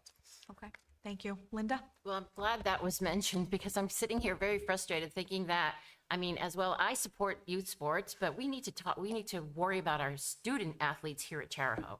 And if the fields are not safe for them, they're not going to be safe for anyone. So I think our primary goal should be to try to improve the fields for our Charahoe athletes, the students that go to school here, whether it's a middle school, high school, Career Tech, Caler, whoever uses the fields. And secondly, I just don't understand that you want to spend more money. We're cutting budgets. And all of you, the ones like, especially you, Ms. Hopkins, you're a proponent of cutting budgets. You don't vote for the budget. And now you want to add $250,000 to improve fields. I'm all for it, but I don't know where we're going to. Out of order. Why is it over? 250,000 where? I asked, how can we make these Okay, fields sorry, safer? that was a recommendation from Mr. Moffett, but I just don't, it's gonna cost a lot of money. I think I've heard from a lot of people that even to maintain the fields to a certain level is gonna cost a lot of money. And I'm so not- a I'm not lawsuit's against gonna that, but- cost a lot more. Well, I understand if- that, if but we don't it's like, maintain them there's a, and fill in the Point of potholes. order, Chair, somebody I mean, I'm speaking. trying to talk and I'm being interrupted. Okay, I'm sorry. No, you're not sorry. I am sorry. No, you're not sorry. Okay, I don't know where this is coming from, Linda, but I mean, I Well, think, I don't speak that often, and when I try to speak, I'm being interrupted. okay, I am Thank you, sorry. Ms. I'm Luzon. doing my best to make sure that we have respectful dialogue, and I'm doing my best to try to recognize everybody. So I'm sorry that you feel that way, Linda. I hope you accept my apology. Laura? So I think that the challenge right now is that at least from what I've understood from all of the conversations, is that we don't know at this point exactly how much it does cost right now in order to maintain the fields. And I think that's what Polly was trying to get to, was she was just trying to understand how much it actually costs to maintain the field itself. Because we were told that the budget got Point of cut. order, she's talking. I'm not saying that. Thank you.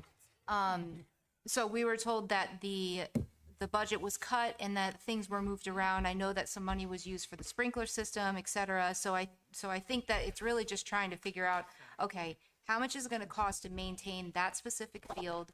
And the whole point also was that the Cowboys had, said very openly, we are more than willing to help with this cost so that it's not so much of a burden on the school. So I think that's really where all of it was kind of derived from. You gotta know the amount.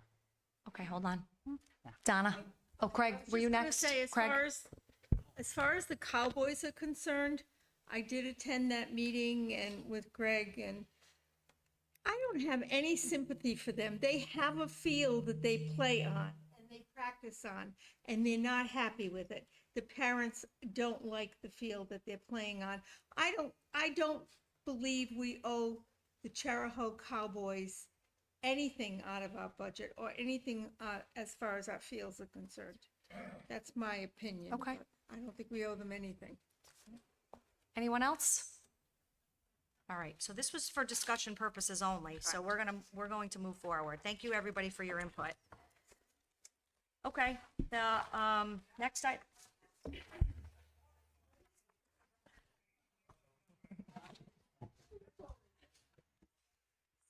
Somebody's phone? Okay.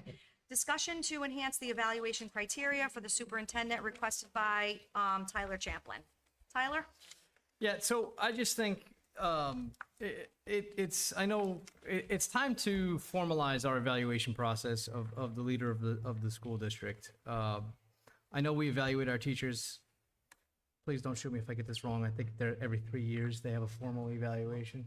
Three to four, depending on, well, actually, to be fair, non-tenured, it's every year. Okay. Performance, if So you're under it's different- performance it's review, different it's every depending on year. where you were at, Yep. right? But all the admins are. But I are think that's important. I don't know if the rest of the administration staff Yes. has that as well. So I think it's important that we do that for the superintendent as well. So my idea, before I go ahead and make any type of motions, my idea was to create a subcommittee to oversee this process, right? We need to put something together on how to do this in the right way, right? I actually spent some time this week and pulled out various rubrics and different types of evaluations that are used around the country and looked through them.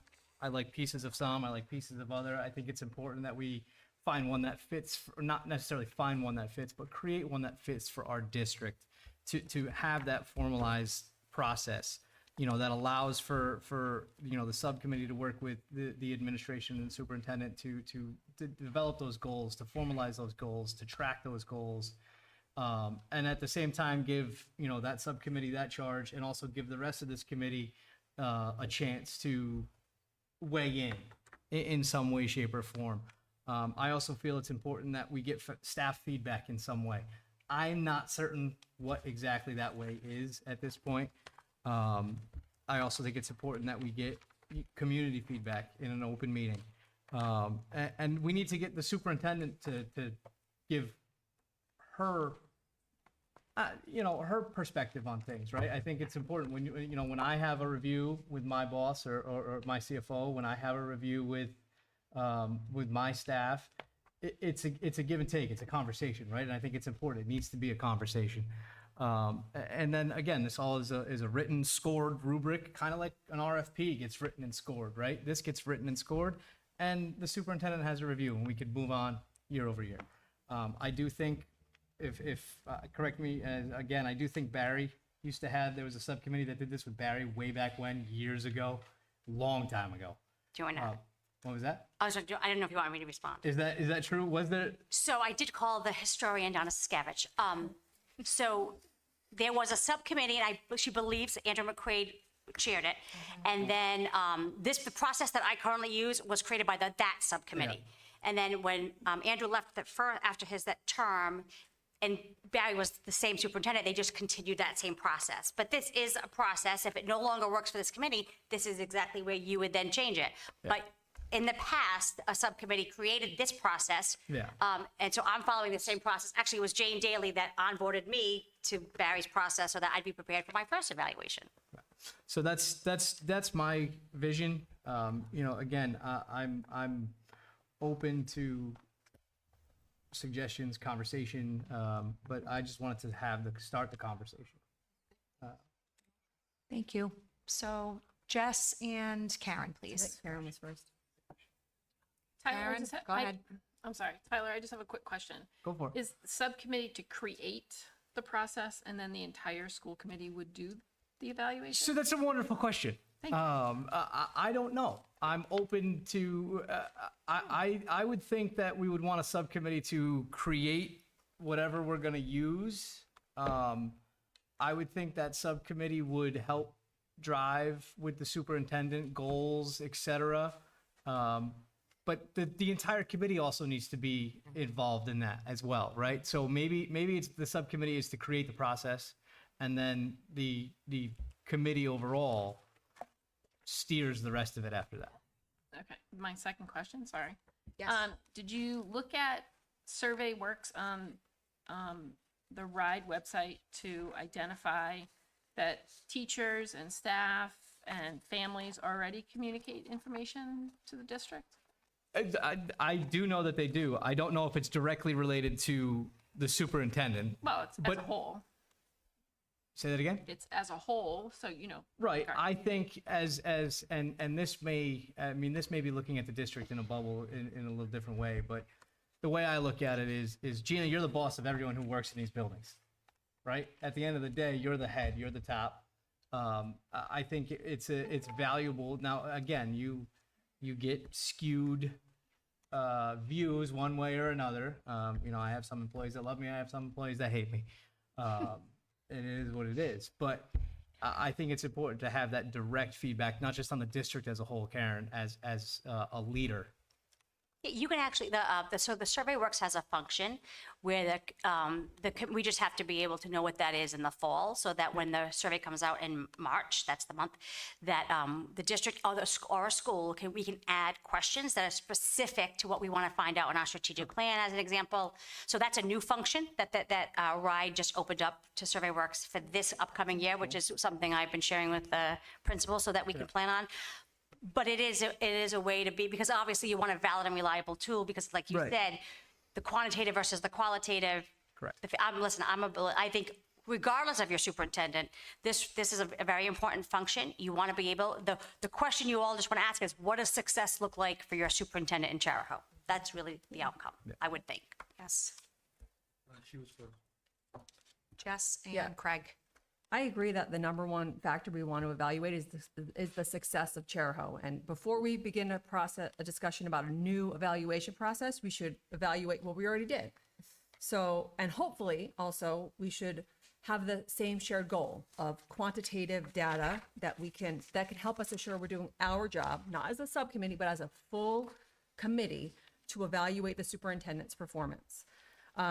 I agree that you're one person but you lead the entire community of staff, students, and families. And manner that's not only collaborative, but legally compliant and responsive to immediate needs and thoughtful about future planning. So like I said, the current process and historic precedent, that's what I use to determine the need and reasoning for changes and improvement to this process. So at the March 11th meeting, the school committee was given a presentation by the superintendent, which provided a number of metrics for our consideration. Graduation rate, which has increased. High school has increased in state rankings from 11 to 10. Chariho is recognized in the quadrant of success, which shows that we're an effective district where students achieve and operations are fiscally responsible, and increased attendance rates. I don't believe we were given RICAS scores at this presentation, but we get those at other meetings, and they're closely monitored by SITs, and we also get information about SAT and PSAT, and as mentioned at the beginning of the meeting, we also receive data about AP exams. So all of these are quantitative data points that have been tracked by the district and shared with the school committee. These are things that we can use to evaluate the superintendent. At this meeting, we were also given updates and actions taken on goals from Vision 2026, which is a strategic plan developed by over 50 stakeholders. And then at I think it was a different meeting, we were giving more information about this Vision 2026 that was delivered by Chariho staff and students, not broad brush strokes as described in Mr. Champlin's proposal, but specific updates from those on the ground every day in our schools. Speaking for myself, at every opportunity, I provided feedback on my job as a school committee member to evaluate the superintendent, but not all members have done the same. All committee members have been encouraged to provide direct feedback and questions to the superintendent, who has also said she has an open door policy. I believe, as a member of the public, based on my experience and a member of this body, that the reason for any perceived dysfunction is not in the lack of a process or quantitative data, but rather in the lack of members who evaluate the data given. Speaking about Mr. Champlin's past actions, he provided no feedback before he voted no on the contract extension in April 2025. And he also had 2 previous opportunities to complete this charge to evaluate the superintendent. In 2024, he was absent for the performance review and the contract vote. I'm not sure if you read the minutes from that meeting, but multiple colleagues of the superintendent shared their perspectives, which is something that he mentioned as important in his proposal. In 2023, Mr. Champlin's feedback was about the timing of the strategic vision and plan that had yet to be released. That year, he voted in favor of contract extension. I think that actions speak louder than words, and blaming dissatisfaction on others when the dysfunction is coming from within our body is misguided. I'm in favor of maintaining a clear process of data analysis, but I'm not in favor of some aspects of Mr. Champlin's proposal. I can concede to a scoring rubric as long as each member's scorecard is made public, and I do not agree with including soft skills as an important metric, as this is completely subjective and open to personal interpretation. If we want to operate as effective and trustworthy managers in this role, our job is not to be judge and jury for a popularity contest, but to analyze performance-based data and measurable results that indicate strong leadership. We have to be leaders in the correct arena. I'm not in favor of adding special meetings for our regular business, and I'm not in favor of forming a school subcommittee. If we let a subcommittee manage one of our most important tasks, we risk relegating our responsibility as a public body and losing the trust of the public we serve. Thank you. Craig? Well, I knew she'd do my homework. Mm-hmm. First, before I say what I have to say, Tyler, could you just answer me what you mean by soft skills?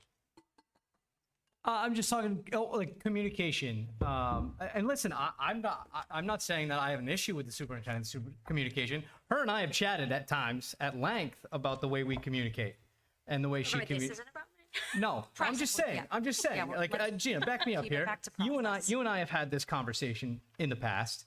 I just think it's important that it's captured. Any job, communication is paramount, and her job as the leader of the district, communication is unbelievably important. So communication's a soft skill. So could you also explain what you mean by 2 people from each town for the subcommittee? The subcommittee, I think each town should have 2 representatives on the subcommittee. Nobody from the school committee? No, that's what I mean. You That's can't what I'm have asking. you Define what you can't have a school committee subcommittee without members of the school committee. Well, you can. Well, I guess so. All right. Necessity for school construction, but there is some members. Yeah, I would say 2 members from each town From the school committee. From the school committee. My apologies for not making Okay. that clear. So thank you for answering those questions. You know, believe it or not, we evaluate all year long. I agree. But that's not a question. Now it's my statement. My, And first of all, Chatty Cathy, really having a problem communicating with people. From what I've seen is, and I'm really Are apprehensive. you calling and me I'm- Chatty Cathy or I'm Gina? talking to Gina. no. Okay, well, that's All right. not nice. Get that one. And I don't mean that, and she knows I mean that in a nice agree. way. I'm apprehensive, and I'm gonna tell you why. The politics the last several months has been very contentious. All right, I don't like how it played out when we had our other meeting in reference to her evaluation. I don't like that. I don't like the meeting after that in reference to her. But with that being said, I'm just interpreting this as we're gonna make the hurdles higher and we're gonna keep pushing the goalposts back. And that doesn't sit well. No, I'm sorry, I'm apprehensive. Understood, Craig. Okay. And that's not my goal. You don't Let need him to answer finish, me, and then Tyler, you can respond. okay? So I'm really concerned about this. Look what Cheryl, I 100% agree with well, you had the facts. I agree with everything. She's doing a great job. Why don't we all see it that way? I think it's politics. Just stick to the process. Right. So evaluation, this happened with Barry once. And I told the fellow school committee member at the time, in there, you know, we have the opportunity to evaluate all year long. Do all of us do that? Don't know. But I'm gonna be apprehensive, so I don't know about this, so. Okay, thank you. Tyler, would And you like to listen, respond? My only goal here is if you look around the state, you look around the country, there are formalized evaluation processes that have scoring rubrics, which are, in my opinion, are as nonpartisan as you can get, Craig, right? And this gives us a chance to put something in a personnel file. God forbid Gina wants to go interview somewhere else. What kind of reviews did your employee get? You have nothing to give. No, so we do get the written report your minutes are the written report. So they Okay, are personnel, all they're right. not public because they are my Yeah, personnel. that's okay. So they are personnel records, but And they I are bel- not public. According to Donna, that was done so that the committee could focus on the feedback and not the reporting. Understood. My idea was to just formalize the process and make it more of a scoring-based rubric. But listen, I'm happy to pull this or I haven't made a motion yet. So I just wanted to have a discussion. That was all. So Laura, and then I would like to weigh in on this too. So Tyler, I do think that that bringing this forward, I do think it's a good idea because in all lines of work, I mean, people, whether you're the CEO, the CFO, COO, it doesn't matter. Everybody has a very specific evaluation process that happens. I think there's a lot of moving parts to school systems in general, and there's a lot to pay attention to. So I think it's a good idea. I think it allows for more of, a collaborative type of discussion, both with the other members of the committee as well as the superintendent. And it can sort of open up the door for a little bit more dialogue because I think that, from my perspective, when we did have the meeting where there was the evaluation process, from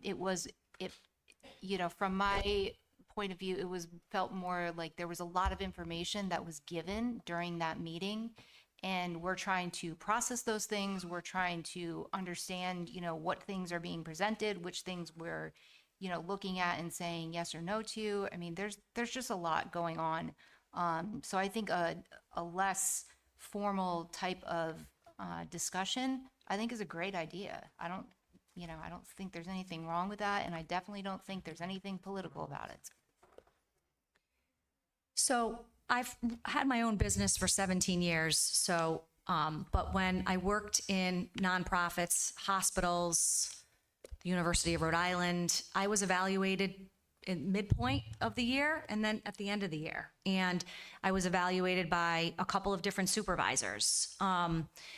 And there was a rubric at the time based on, I'm a fundraiser, so how much money I brought in and how many new donors I brought in. So there were lots of different categories where I was evaluated. I was also evaluated based on the strength of my interpersonal relationships.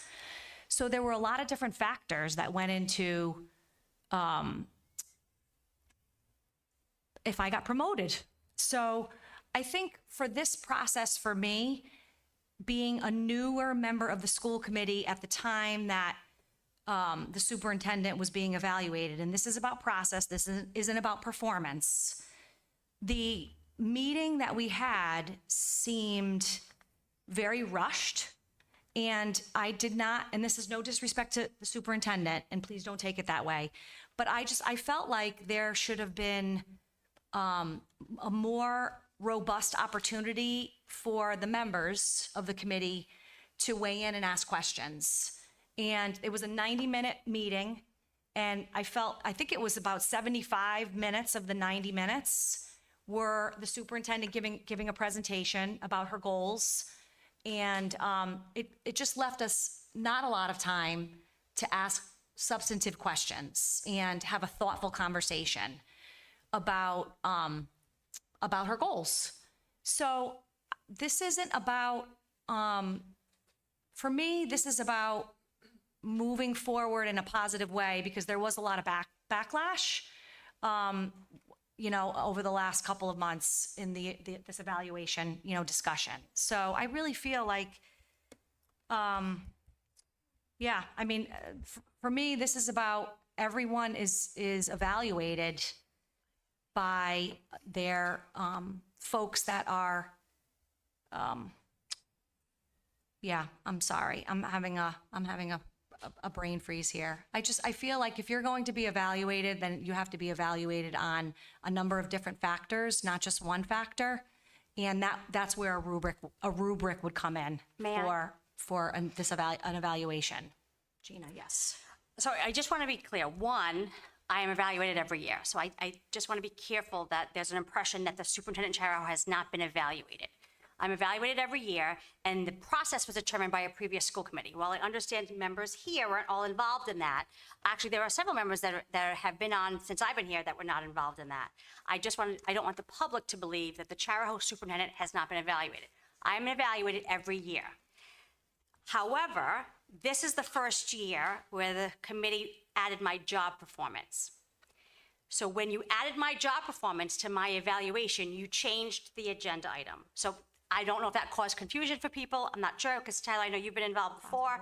So I just want to be clear. At the beginning of my job performance evaluation, I said, this is not meant to be a presentation, but because my job performance was requested, I had to go back to share with you 5 years. And I said, please no, stop me, ask questions. I handed everybody a form for feedback. If you weren't comfortable speaking, that you could write down your feedback. I then offered the entire committee open door. So I don't want anyone in the public to think that the school committee as a whole, you are doing your jobs. You're evaluating me. Now, I'm not going to disagree. I could not describe what success looks like for Charahoe from the school committee point of view. For the first time as your superintendent, I'm a little bit unbalanced in that water, which is fine, because that makes me a better superintendent.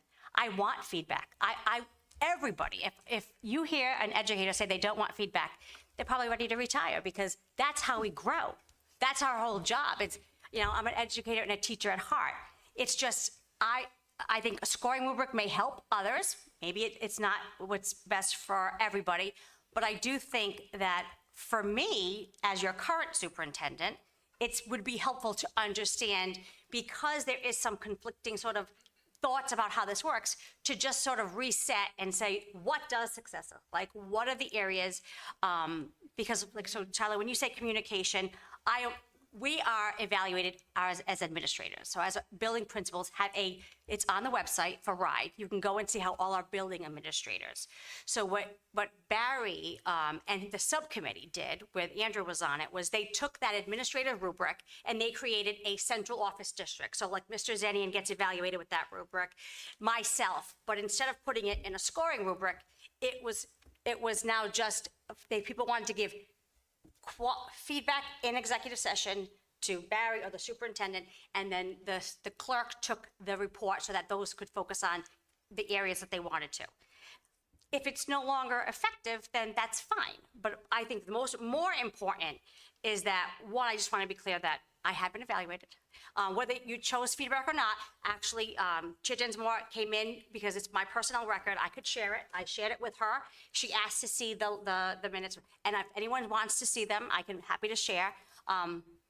Because I'm proud of the work in Charahoe, and I think that for me, success is, like you said, if I'm the same superintendent I was when I got here, then I'm not growing, and I need to get better every year. Just like I would expect our kids to grow. You should always expect your superintendent to grow. So I think what we're aligned in is knowing that there needs to be a thoughtful way that everyone sort of agrees to. But you're right, it's not a personal thing. It's about the work. So if we keep it focused on the work and the expectation and really just say, what does success look like for this committee? I think you'll all come to an alignment. But I do think this is a good process. Jess? Any of that work needs to be done with this full school committee at the table, not in a you guys. subcommittee. Yeah, and That's my it's your personal opinion. opinion, and I feel very strongly about that. And I think that if you're dissatisfied with the process, I think we also have to evaluate ourselves. What could I have done to better prepare for that process? What could I have asked in that meeting? It's not just about, oh, someone else didn't do a good enough job. You have to ask yourself what good job you're doing. Are you being a good leader? Are you being a good boss? It's not just about what other people are doing and providing for you.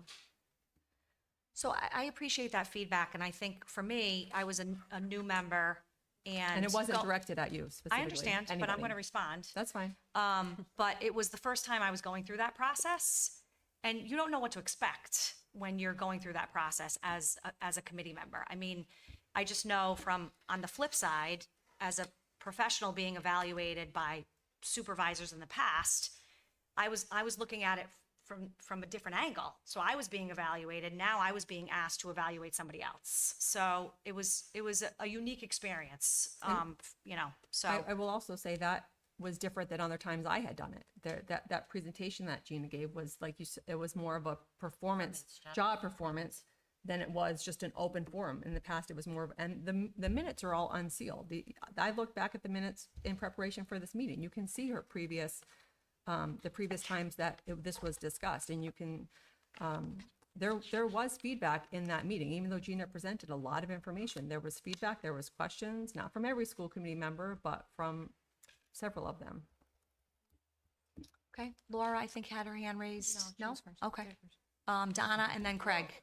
Well, He's had his hand up. okay, I didn't see him. And then I'll Craig take and then it after Donna. Craig. So I just want to go back and reiterate the point. I'm apprehensive, and I want to elaborate why. I asked about what you meant by soft skills. I remember seeing, we have members of the school committee that have alter egos, and they do stuff on Facebook, and they go to radio shows, and they make statements. And I've seen statements. Point of order, please. Okay, what's your point of order, Pat? Just to stick to the topic and not make it personal. Okay.